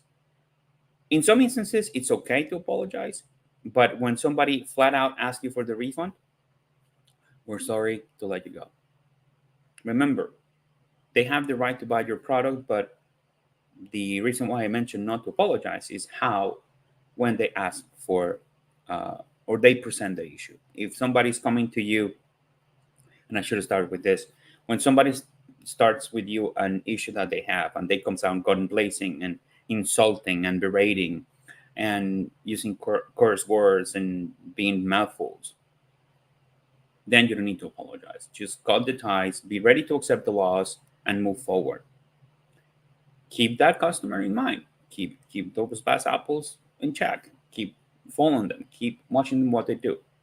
Why? Because there might be an opportunity somewhere around the day. But I believe that once somebody comes in guns blazing to do a complaint, and they start using bad words and insulting your team and insulting your product, then it's okay to accept the loss. Thus, that's the part that you need to also understand as a small business owner, as a person that is starting your business. Be ready for all that, because it's going to happen. As I said, in business, you will see a lot of things. So, on this topic, when the customer is not satisfied, be ready to accept the loss. Now to end, because I know it's 11 a.m. I will be really respectful of the time. As a final note, this is also somebody from a writer, Elmer Hubbard. He said, "Men are rich as only as they give. He who gives great service gets great rewards." So don't forget that. Bring your A game when it comes to customer satisfaction, to customer experience, and to customer service, and you get all those great rewards. And Sai, if you're still here, I just wanted to say Happy Freedom Day to everybody. And I know this was short and sweet, but in Leo time, I want to be really respectful. I know you have a lot of guests, and I was trying to catch up. And Van Luthra says, when are the Groove CM bugs are going to fix? The live event is useless without a proper walking platform. Oh, well, thank you, Baron, for the feedback. And well, we're still working on those. We are actually doing a lot of things that, as Mike announced a few weeks ago, we actually are working in a lot of those little bugs, those pesky bugs. But I appreciate the feedback. And if you have any question, please do send us an email to support@groovedigital.com. If you don't hear anything, do me a favor. I'm going to spell this out in the chat. You can write an email to me directly. So let me just see if I can, or Sai, if you can do me a favor, can you type? Because I don't know how to manipulate this thing. I'm working. So my email address, my personal email address here in Groove is jgarcia@groovedigital.com. So Varun, if you have more specific questions that we can help you address, feel free to contact me. And if you have specific needs, that'll be perfect. So we can actually do that. That's my email directly. So you're getting to the top of that part of the company, and we will be more than happy to help you. And guys, with that, I gotta run because I also have another commitment in a few minutes. I'm gonna close these up. I'm gonna stop sharing my screen. And Sai, thank you very much, man. Sounds good. Thank you, Mr. John Garcia. Let's give John a huge round of applause. And you got to see the man in action. Everything that he just talked about, and with professional pose and everything else, he just handled it like a champ. So thank you very much, Mr. John. We'll catch up with you soon. And exactly. So just be cool with everybody. Have a great time, Sai. I'm sorry, I was really tired. I wanted to try to help you out with your schedule. I know I'm 3 minutes late, but that's acceptable. And I will see you around, guys. Have a great event, and we'll chat soon, okay? Thanks, John. See you. Bye.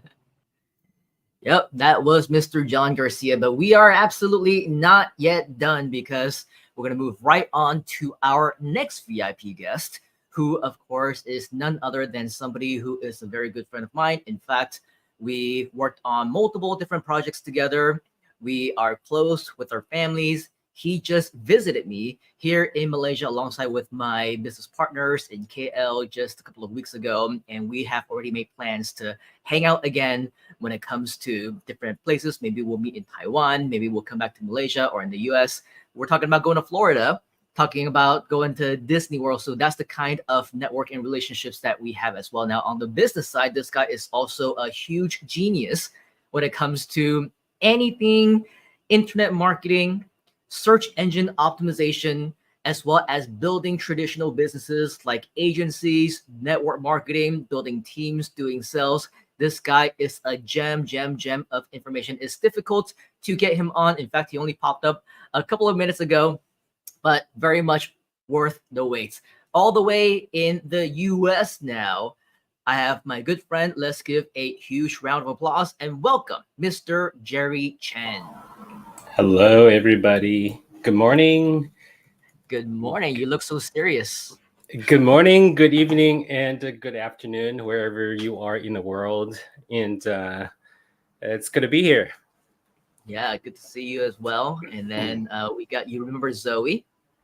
Yes, of Zoe course. in Hi, Zoe. Malaysia. She's saying hello to you. Great to see you again. Warm welcome. Lai is also saying hello to you, as with many others who are here. So, Mr. Jerry, I know that you are a busy guy, and there's just so much of expertise that you might have when it comes to marketing, to AI, to business and entrepreneurship. What do you want to talk about today, if as pertains to Freedom Day?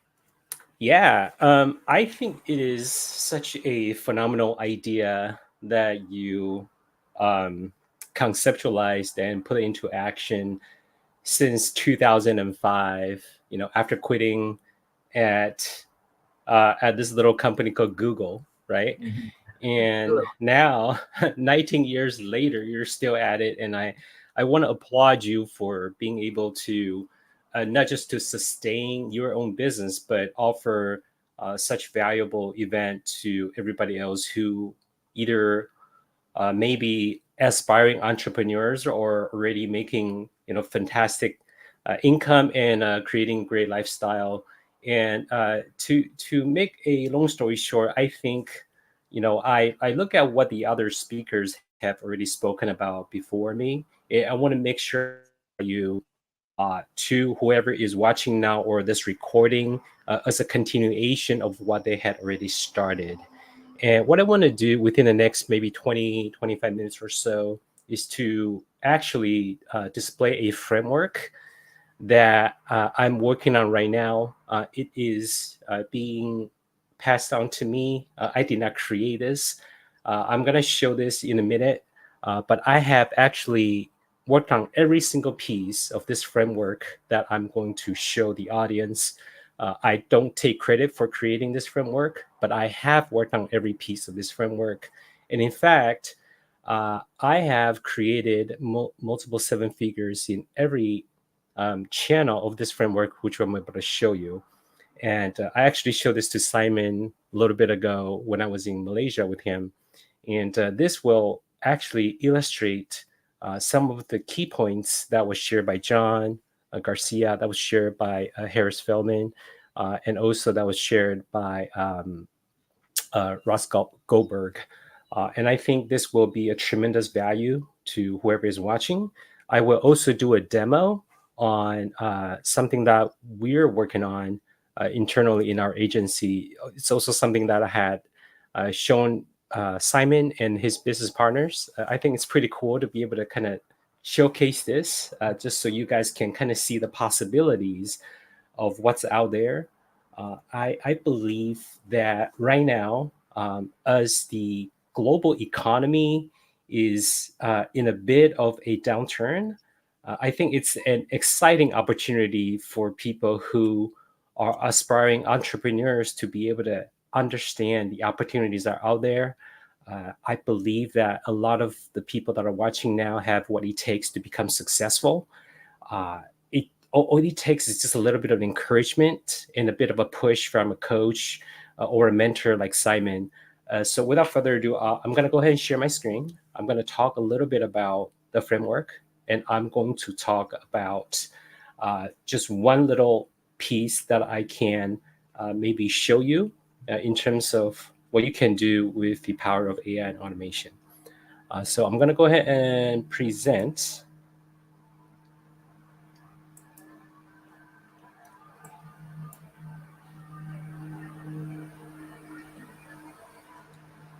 Entire screen.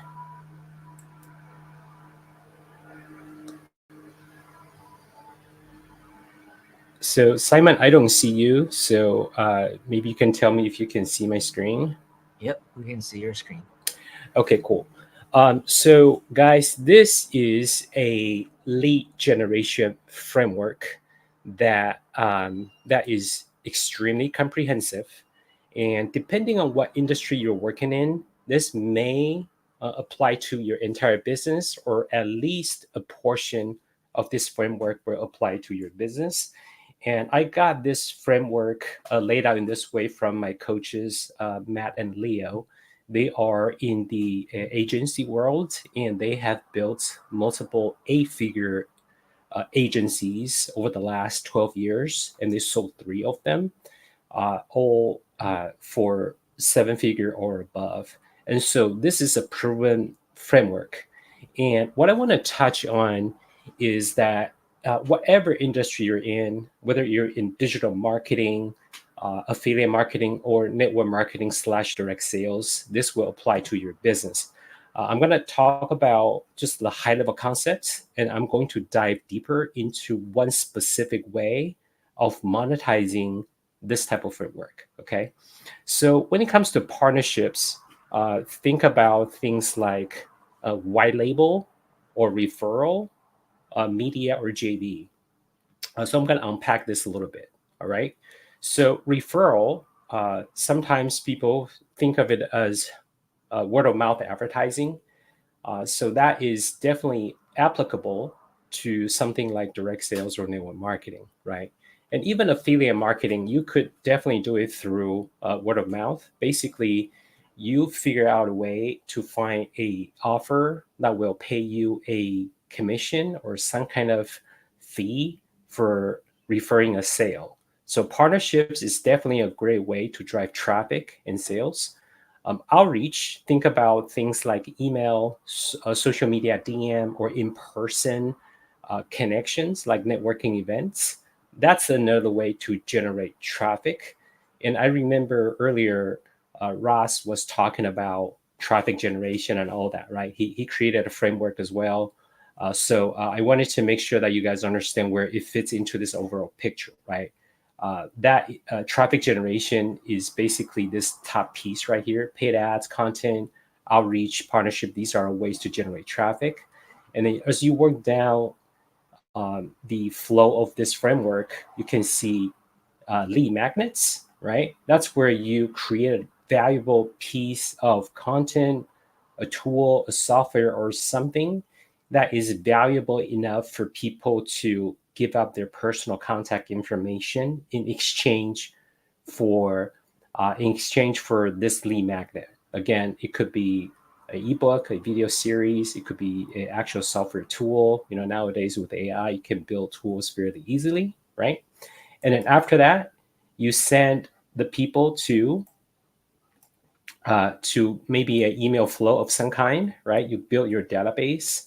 And once people are in your database, you can then put them through all kinds of different promotional events or offers to get them to commit more to your brand, to your community, to your team, or whatever it is that you have to nurture those leads. So you could see many different ways to nurture those leads, right? You can have unique merchandise. You can have further content to increase the value or the perception of value of whatever it is that you may want to promote, right? You can have appointment setters that talk to them about the next upcoming event, either paid or free. You can have a community like Groove, right, where you can network with other like-minded individuals. You can have newsletters about latest news in your industry, live workshops, and so on. I think John and Ross and Harris have already done a great job talking about some of these pieces, so I'm not going to go into that. And then later, you feed people to a process of qualification. So you can qualify them based on their intent, based on their behaviors. And again, through the previous blocks and processes, you should have enough data to figure out if they're qualified or unqualified. And here is what I think is the missing piece for a lot of people. They usually have only a single offer, meaning they only have a specific service that they offer in the business, right? Like in my agency, I offer SEO services, okay? If you're in network marketing, you may offer a marketplace platform like Shoply. Simon might have talked about that. Or you have some kind of a skincare product or nutritional products or what have you. And that is the only thing that you have. So I would say 95% or more of the time, people are not qualified. So what do you do with the people that are not qualified, right? You can continue to nurture those leads, but you don't want to personally spend time with them. So what you can do with the unqualified leads is you can refer them to some kind of affiliate program to buy something else. You can create some kind of course to sell them, even if it's just $7. Or you can have a coaching program where you can coach them on how to build a business of a different type. Okay, so it is important that you figure out ways to monetize as much as your traffic, as much as your lead flow as possible. All right. So this is a big framework, and we're offering this to our clients in our agency, in our AI automation agency called thrustiq.com. Shameful plug there. So you could go there. We're going to offer you a free, no obligation, no salesy overview audit of your business if you want something like that. So we're building this out for our clients. And what I want to do today is to just show you one specific flow pertaining to content creation. I think this would be really valuable for you. I'm going to talk about a very simple strategy, and I'm going to show you how we build automation in action. So for now, I'm going to talk about creating content for YouTube, for example, or in social media, right? So YouTube is super popular, and we have a really simple strategy called RAP, okay? Research, analyze, and produce. I'm going to say that one more time. RAP stands for research, analyze, and produce. And I certainly just made this up, but this is really just the process that we go through. And so a lot of the times, people want to create content on social media, but they don't know what to create. So they just think of topics that they think people may be interested in. And guess what? They just create a content, and then at the end of the day, they don't get enough views or they don't get enough traction. Why? Because they didn't do enough research on the front end. And this is something that we do commonly in SEO. We have to do a lot of research because SEO is really complex. And in order to make the best use of our time, we invest probably 70 to 80% of our time doing the research, and the rest of the pieces will follow, because then the rest of the pieces will actually produce effective content that bring results. All right. So what I'm going to do now is I'm going to show you a research process. The analyze and produce, I'll talk about it, but I won't actually show you because of the time that we have today. So when you do research, I'm going to actually bring in another spreadsheet here. Just give me a second. So here is a spreadsheet. Simon, can you see the spreadsheet here? Yep, can see. Yes or no? Yes. Okay, cool. So let's just say we want to create some content about side hustle ideas, right? And if you're not familiar with the phrase side hustle, it really just means you have a full-time job or a business, and a side hustle is something that you do on the side on a part-time basis that can bring you income. Okay, so let's just say you want to create some content on side hustle ideas, and then let's just say we want to follow this framework here as well. So if side hustle ideas is your, let's just say you have a coaching program, right? Simon has a coaching program called the Internet Insiders Club, right? Let's just say I created a new coaching program today called Side Hustle Today, right? Side Hustle Today. I'm going to bring you the latest and greatest side hustle ideas. I'm going to show you how to then turn these side hustle ideas into money. Okay, let's just say that's my coaching program, it's Jerry's coaching program. So the way I would produce content is I would do research first. I'm going to follow my own advice here, right? I'm going to do research, I'm going to analyze, and I'm going to produce content. So the way I would do research is I would go to YouTube. Okay, I'll go to YouTube, and then I'm going to get the top side hustle ideas results. I'm going to then grab the name of the channel. I'm going to grab the URL of the channel. I'm going to then feed the URL of the videos, the top videos, into a transcription engine.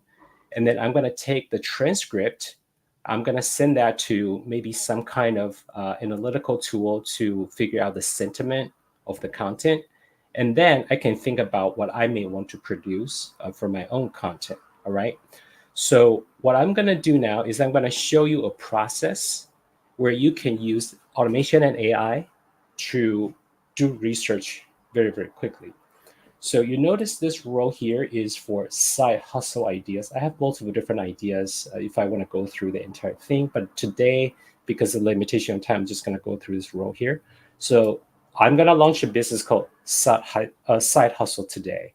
I'm going to do research on side hustle ideas from YouTube. And I'm going to grab the video name and the video URL.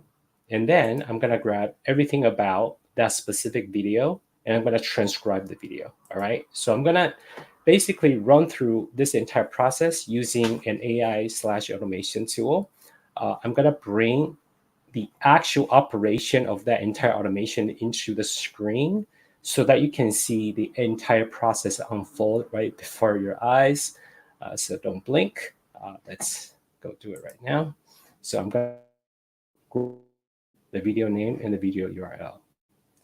And fingers crossed, tech demos sometimes will have glitches, so wish me the best. I'm going to go ahead and play the steps now. Now we're going to grab video name and video URLs.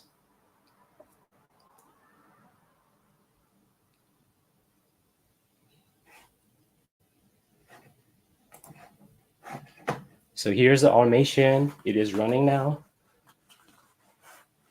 So my hands are here, so you could see it's running by itself. And then you're going to see the spreadsheet populate on the background. Let's give it a few seconds.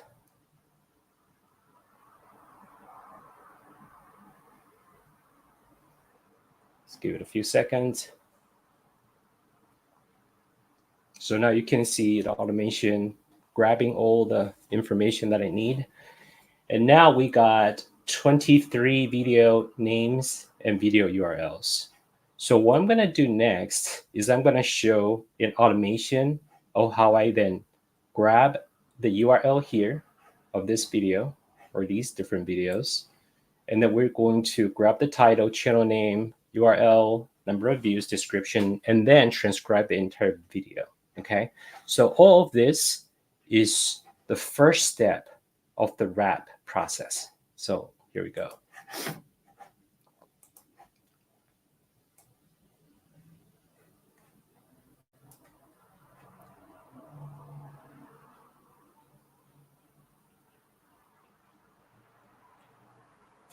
So this one will take just a little bit longer. It's a bit more technical for the automation tool and AI to process, but you're going to see the entire thing in action.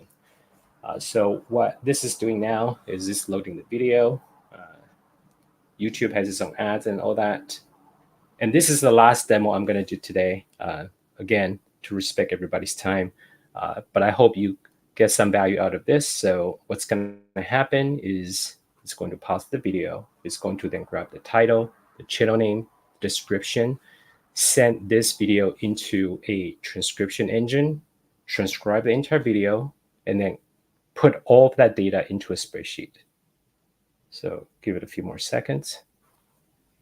So now it's pausing. You can see that green box. You can see the green box moving.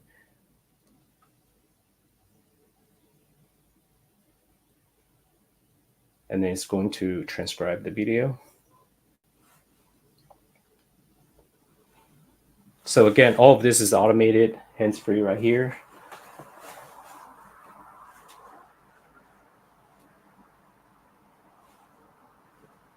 And I know Harris had talked about AI a little bit earlier in the day. So this is really just a continuation of his talk. There's many use cases of how AI could work in your favor, whether you're a new entrepreneur or you're a seasoned entrepreneur running a big business. So you can see right there, it populated and we actually got all of the data that we needed. And we could iterate this over and over and over based on the framework that I showed you earlier. You can really do a lot of damage in a good way in terms of business productivity and revenue by truly following a blueprint or a framework like this and have the right guidance from a mentor like Simon. I believe you can do some amazing things as an entrepreneur and a business owner. So I'm just going to pause here for now. I know my time is almost up, and I'm going to stop the screen share here. Let me go back to StreamYard, and then I'm going to figure out how to stop my screen share. So I might need some help. I got it. So okay, cool. Very cool stuff, and that's even next level than what you showed me in Malaysia a few weeks ago. But of course, if there's anything that has to do with automation and AI for the purpose of improving your life as well as for your clients, you're definitely the man to talk to. So very cool. Thanks so much, Jerry, for sharing all of that. But being in the spirit of Freedom Day, any last minute words that you might want to share with our participants, our attendees, whether watching us live or on the replay? Because when it comes to freedom, of course, there's many different definitions, and it can be from achievements that you've already had. It might be with failures. It might be an entire learning process, because we know that neither success nor failure are final, and you do have the advantage, the freedom to make choices, to continue your education and to improve upon yourself. So based on what you've shared, and now that we are in the era of AI, what parting words do you have for our friends with us here today? Yeah, I think on top of my head, if I could just share one piece of nugget, it is that change is inevitable, but the learning is optional. You have to make a choice whether you want to learn from an ever-changing world. There's a lot of changes coming our way, or that has come our way in the last couple of years. COVID being one, AI, people, my friends in the crypto world were just like, they're freaking out today because Bitcoin is down, whatever. Like the entire market is down. It's not just crypto. It's also, stocks and all that stock markets around the world. And so I think change definitely is inevitable. There's a lot of changes in life, like Simon, you had some changes in your personal life now that you have 2 kids and all that, right? So that's definitely a big change. But what do we learn from the process of change, and how do we continue to evolve, improve, and adapt, and be the best version that we can become at that specific moment in time? I think that's probably the most important thing that I have learned over the years. Success come and go. Sometimes even friends come and go, right? But what do you do? What do you do when you face something like that, and how do you see yourself? How do you become the better version of yourself day by day, moment by moment? I think that's a decision that you'll have to make. And if you can come to the realization that it is truly the only way to continue to become successful is to adapt and change, then I think you'll be in a good place, whatever success means to you.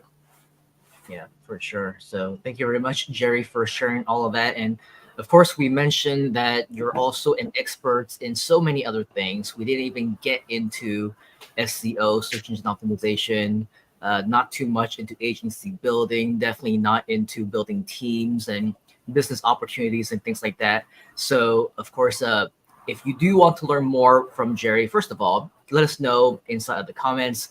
Thank Jerry. Thank you for his time. But one thing that I've also been talking to Jerry about, in addition to being a bigger part of all the different businesses that we have that's already running, both locally in Malaysia as well as globally all around the world, a couple of weeks ago, Jerry actually joined a session of the Insiders Club, and he was watching another one of our VIP guests who was sharing about AI, automation, and so many more on copywriting, email marketing, and all that stuff. It just makes your life so much easier. So if you do want to learn more from Jerry, in addition to connecting with him, definitely take full advantage of being a part of the Insiders Club. Again, come back over here to our bonuses page, groove.cm/bonuses. And once you're there, when you scroll down just a little bit, you will see exactly how you can not only get a free session for the Insiders Club, but also be able to request more information about that as well. All right. So with that, that is definitely something that we'll want more to hear from you. Thank you very much, Mr. Jerry Chen, for joining us. We look forward to hearing more from you next time. Thank you. Thanks. Bye, everybody. All right. Thanks. And just in time, because to wrap up Freedom Day and our special Freedom Day event, we have a very special VIP mystery guest that isn't in the industry, that wasn't a partner of mine in any of the live events or the product sales or the different things that we've done, but nonetheless is a very big part of our community right now. Now imagine all the experts that you just heard from. People like Jerry Chen, people like John Garcia, like Ross Goldberg, like Harris Feldman, like Tom Beal. How many of you are interested in learning how to work with them? Not just learn from them, but to work with them.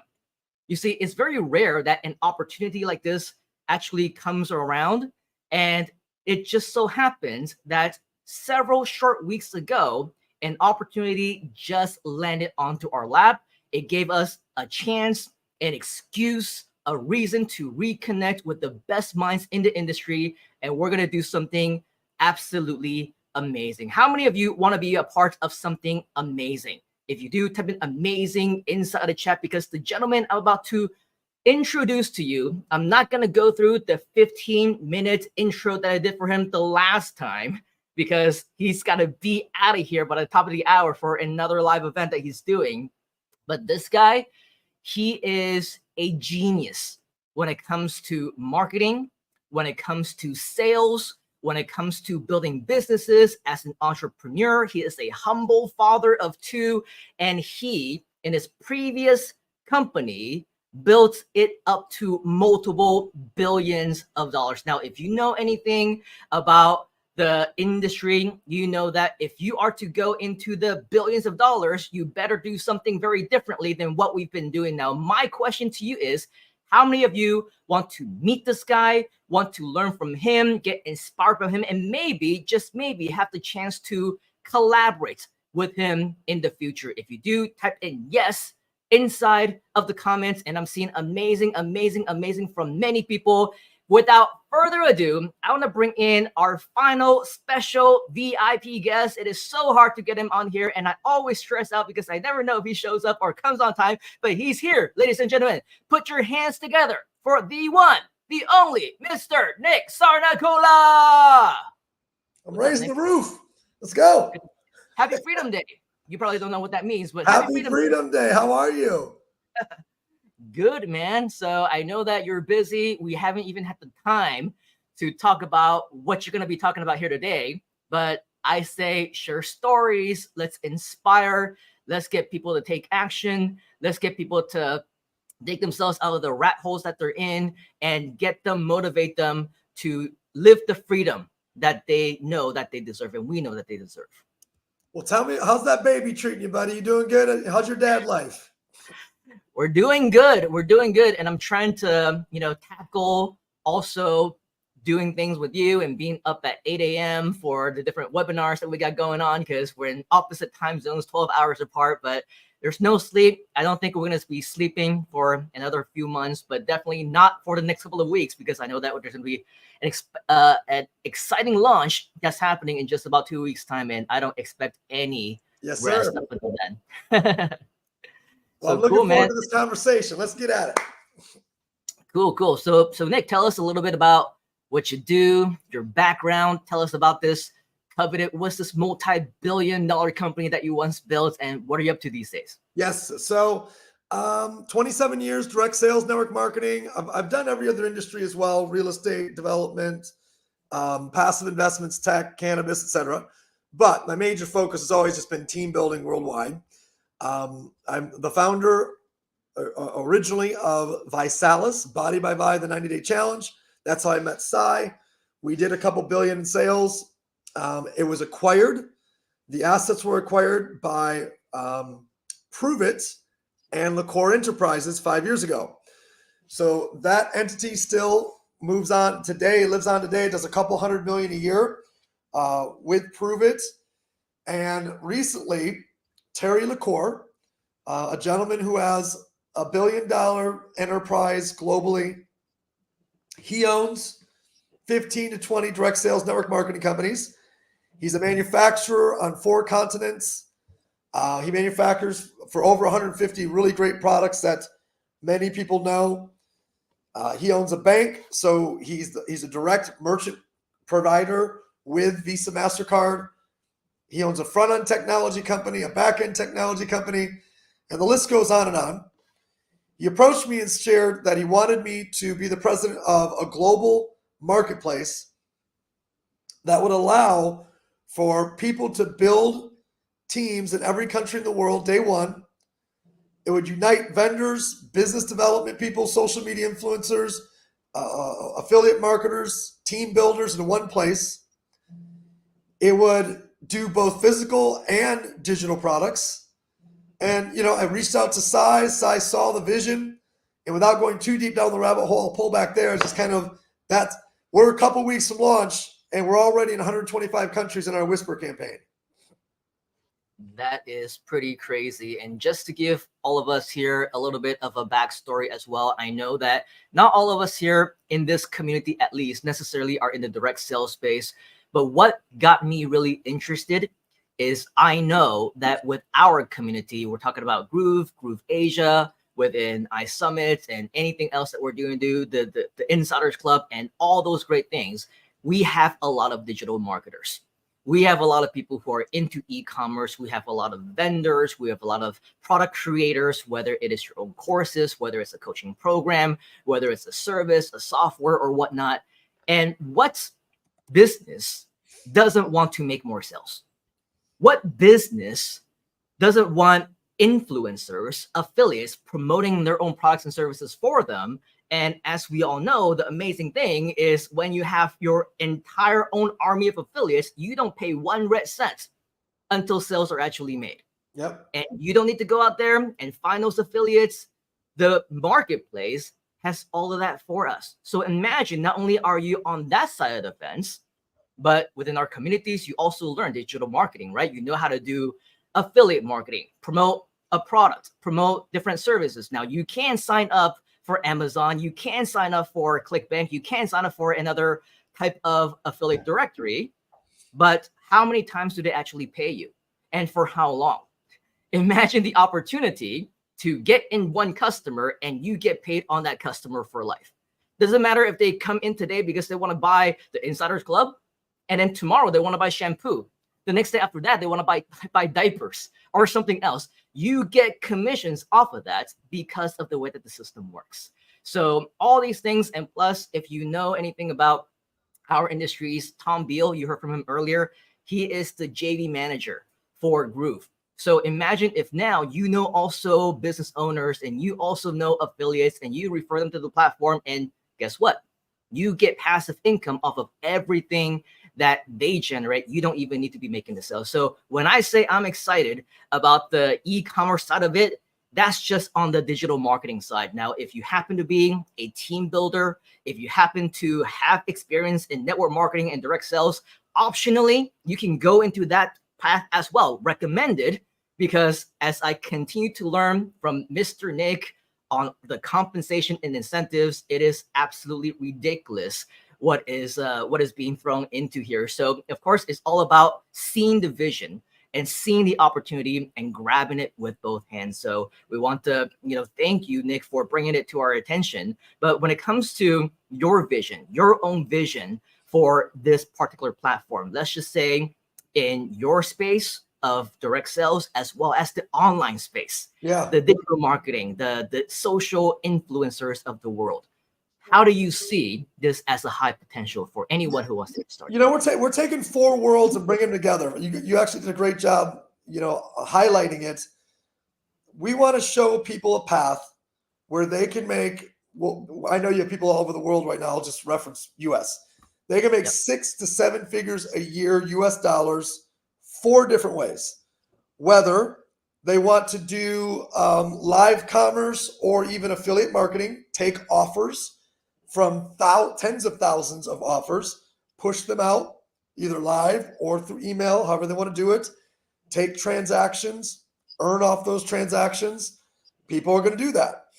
Some people are great at building teams, right? So they're going to build traditional teams. They're going to find products in countries all over the world, match them off to teams and countries, and make a great income that way. Some are going to do business development. Some of you guys right now are great at introducing companies that are looking for opportunity or tech or platforms or people or sales orgs. You can bring them to Shoply. We're Shoply.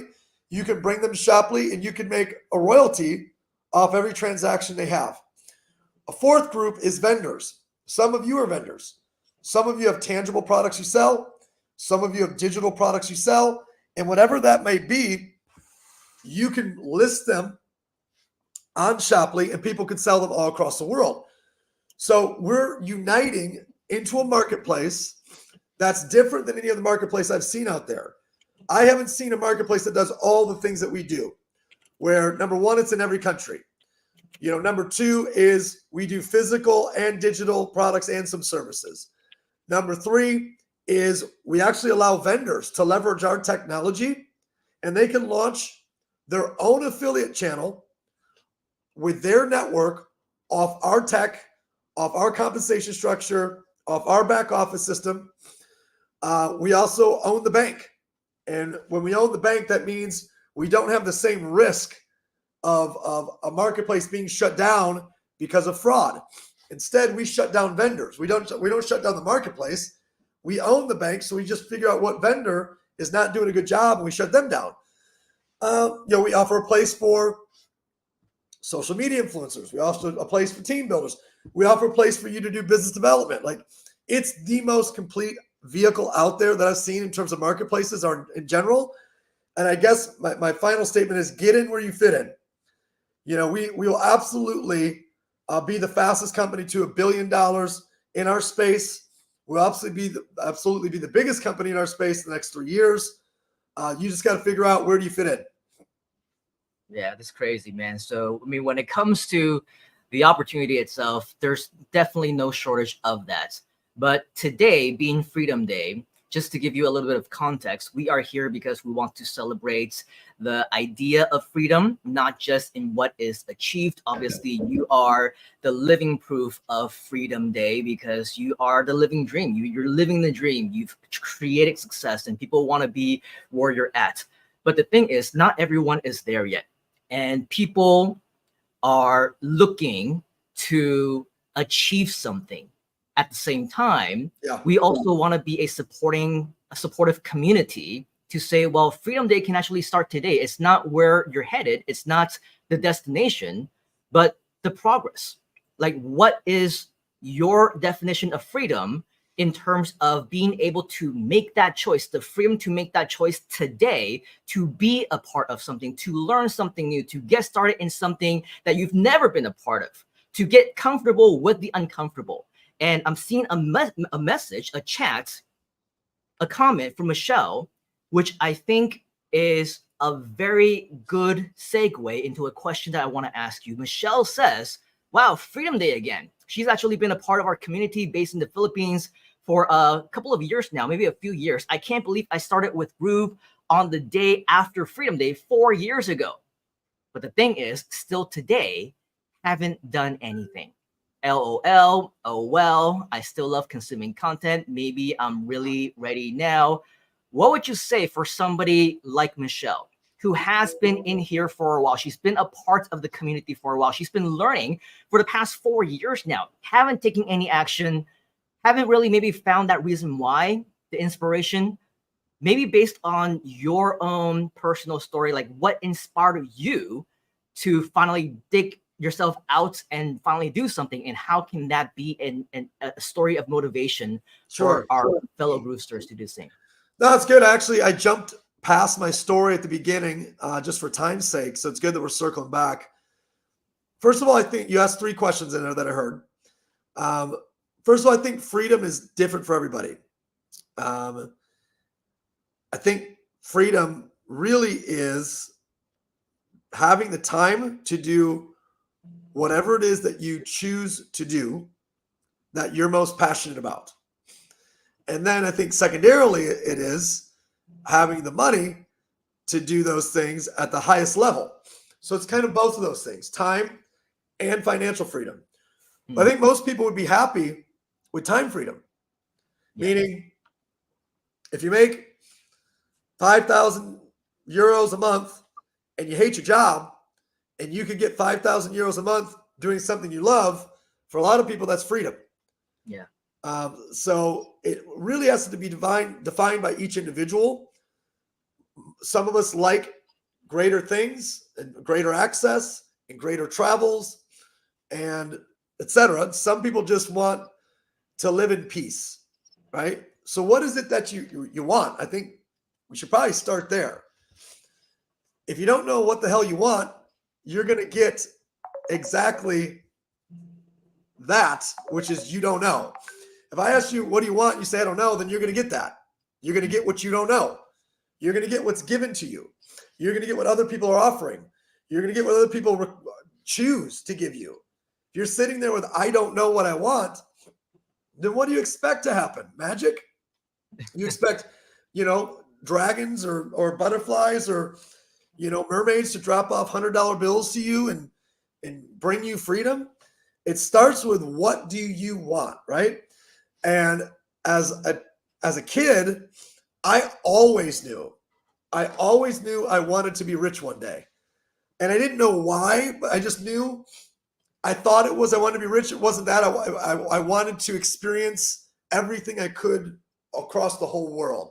That's what I wanted then, and that's what I want now. And that requires either the ultimate detachment from everything, and you're going to walk around with a backpack and a stick, and you're just going to walk the earth, or you'd rather fly there privately. I mean, those are the only 2 ways that you're going to do it, right? So you either need a lot of money to do it, or the ultimate detachment from all things. So when I looked at 9, 10 years old, I'm like, okay, we don't have money. We're blue collar. We're middle class. We have a nice roof over our head. We eat food. We have a car. We have everything that we need, but not everything that we want. And I said, wow, look at these people on TV. Look at the places they go, or the things that are capable of. Or how come some people stand in the front row at those concerts? How come some people sit behind home plate, Simon, at the baseball game? Why do they get to sit behind home plate? And the answer that I got every single time to those questions was money. So I said, all right, How do you get money? Like, all right, I can't sing, I can't dance, I can't rhyme, I can't act, I can't play an instrument. I'm not going to do anything illegal. What's left for a kid like me? Sports. So I went and played college baseball, and then I found entrepreneurship. At 18, I found entrepreneurship, and I realized, wow, there's 1,000 ways to make $1 million. There's 10,000 ways to make $1 million. You just have to decide that that's what you want. Then you have to choose a path. Then you have to choose people that are going to mentor you, teach you, and guide you. So there's a couple answers. I think I answered all three, but Simon, let me kick it back to you. Yeah, no, that's an awesome answer. And I think a lot of it obviously has to do with your progress and your own self-motivation to continue to move on, because it's very easy for us to give up. It's very easy for us to be comfortable and say, I don't really need to do this right now. I kind of want to, but I'm comfortable with my day-to-day job. I do have food. I have a roof over my head. So your back isn't against the wall. And it's not like you have no other choice but to actually make it happen for yourself. Now, the thing is, when I first met you, Nick, you had already started Filsaime, and it was a great company. And I met you and your business partners, and we did some really cool stuff. But that was like before the billions came in. That was before the giant, enormous things that you've done, that me as a speaker, as an event organizer, we want to do. I mean, you sold out stadiums. And you basically got to speak to like tens of thousands of people and got some high quality, great stuff. Obviously, an amazing presenter, sales coach, and all that. How did you, from this small company at that time, hey, we're doing pretty good, we got some money. I remember talking to your business partner, Blake, at the time. And he was saying, you know what, with all the money that we got from investors, I can probably live a very comfortable lifestyle for the rest of my life. And it's very easy for you to say, yep, that's where I'm just going to stay, because I've reached that goal. I'm rich, or I have money at least, and I can do what I want to do. Money isn't really an issue. What pushed you to push the boundaries and to go to that next level? You know, I started visualization early. So once I read Think and Grow Rich a couple times, and read a couple Tony Robbins books, you know, I built a belief really early in my life that if someone else has achieved it, then I can do it too. If someone else has done it, then I can do it too. Whether it's creating of a great movement, or building of a great company, or acquiring a level of success, or being a great parent, if someone else has done it, it can be done. Then it's just a matter of how. And you know what it always goes back to? Relentlessness, relentless hard work, nonstop, around the clock, putting in the time, putting the effort, putting the grind, doing whatever it takes.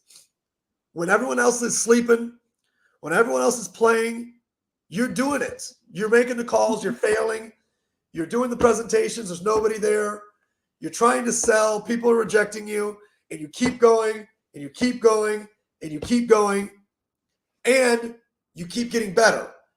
It's a combination of growth and action, growth and action. There's too many people who only do one or the other. I know a lot of people that take action nonstop, but they don't improve by going to events, reading books, learning from experts. Then I also know a lot of people like Michelle that just learn but don't take the action. Neither of those people are really going to make it. Now, the action taker is going to make it much further than the person just reading or listening. But a person taking action and learning, taking action and learning, taking action and learning, that person can't be stopped. So you got to build a belief that if somebody can do it, you can do it. And more importantly, I can go to extreme places. Like I'll immediately go to the last moment on earth and go, do I want to be here at my last moment and say, I wish I would have tried that. I wish I would have worked harder. I wish I would have gone for my dream. I wish I wouldn't. I don't want to leave with regret. I want to go for it and never live with regret. Yeah, that's super awesome, man. I know you're a busy guy. I hear your phone kind of blowing up in the background. I know you got another event, another webinar that you're about to kick off. But definitely, there's a lot that we need to continue to talk about. I know that we got some plans on some live events in this part of the world, and if all works well, we'll go even beyond that as well. But before we let you go, Mr. Nick, any parting words of wisdom? Because just so that you know, with this community over here, there's a lot of digital marketers, there's a lot of entrepreneurs, business owners. They all want opportunities. They all want to go to that next level. Any parting words that you would like to inspire them with? Well, first of all, congratulations for being here and showing up. You guys have been at this for nearly 4 hours. I'm guessing that's not 4 minutes. So you guys have been at this for nearly 4 hours. Like, you are committed. You guys are clearly like team players. You're a part of this tribe. You love your leaders. You love what they stand for. You love to grow. You're committed to growth. Anybody that's been here for, even if you're only here for 1 hour, the fact that you're here and you're doing that and you're committed, I salute you. My hat's off to you. You're committed to freedom. You're committed to success. You're committed to your family's goals and outcomes.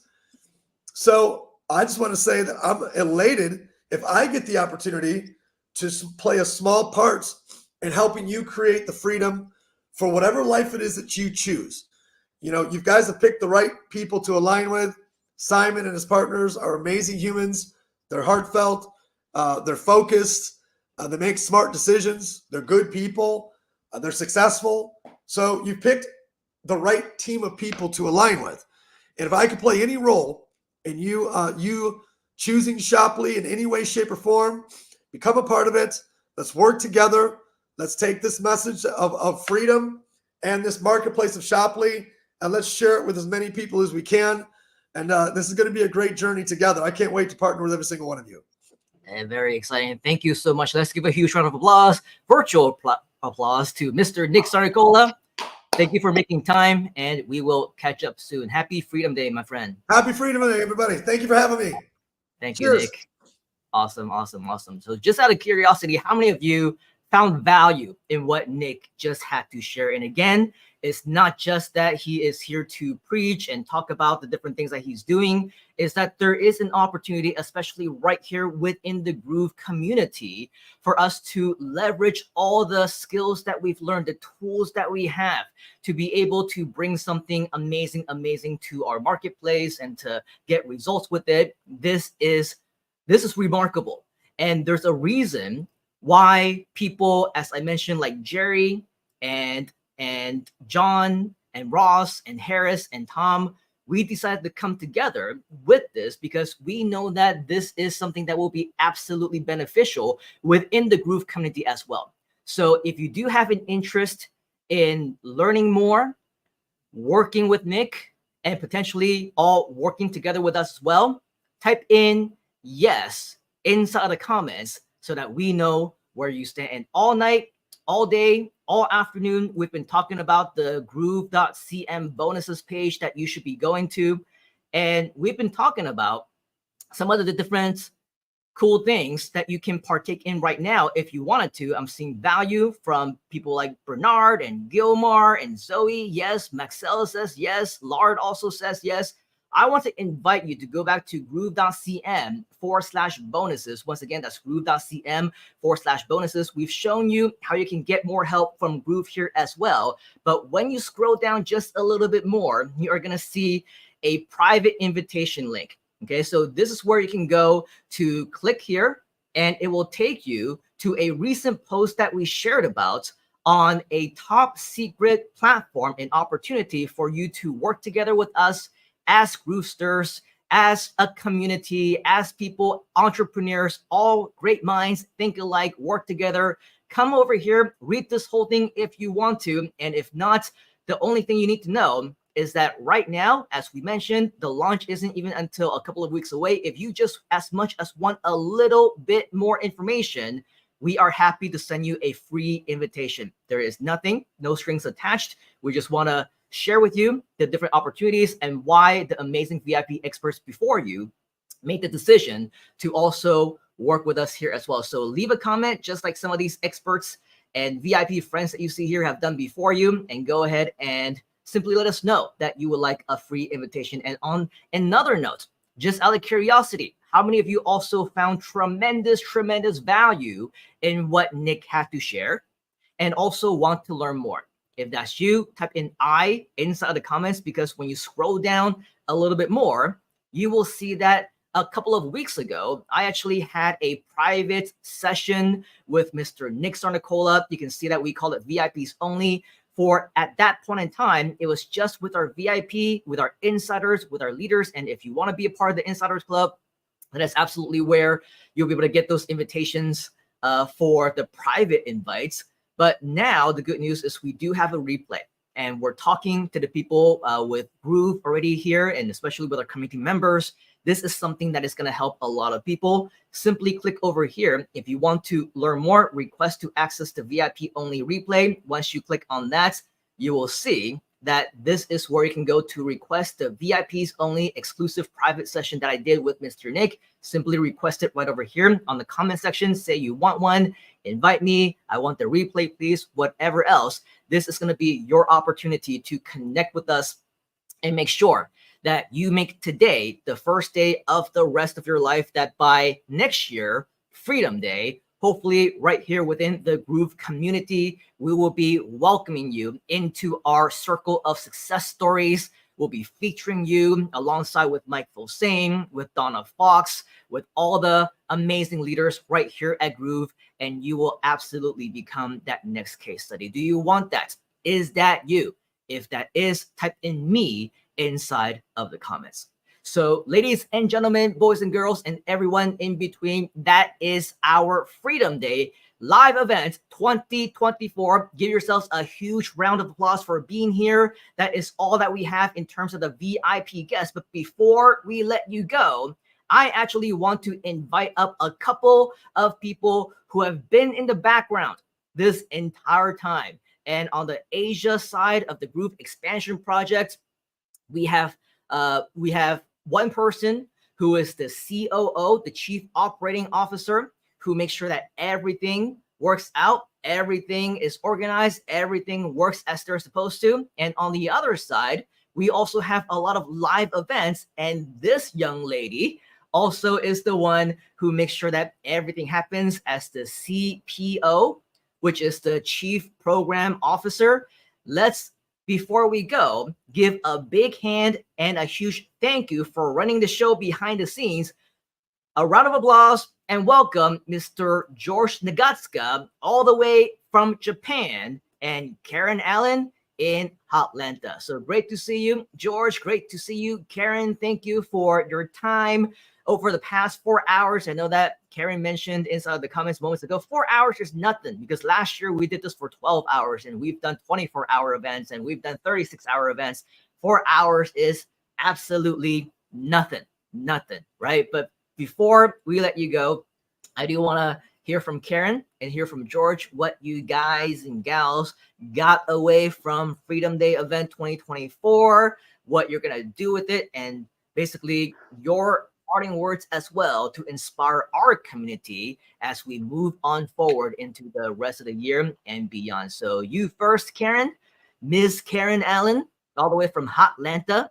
Thank you for your help. Yes, sure thing. And hot it is, just like the content that we came on and provided today, that the speakers provided our community, hot stuff.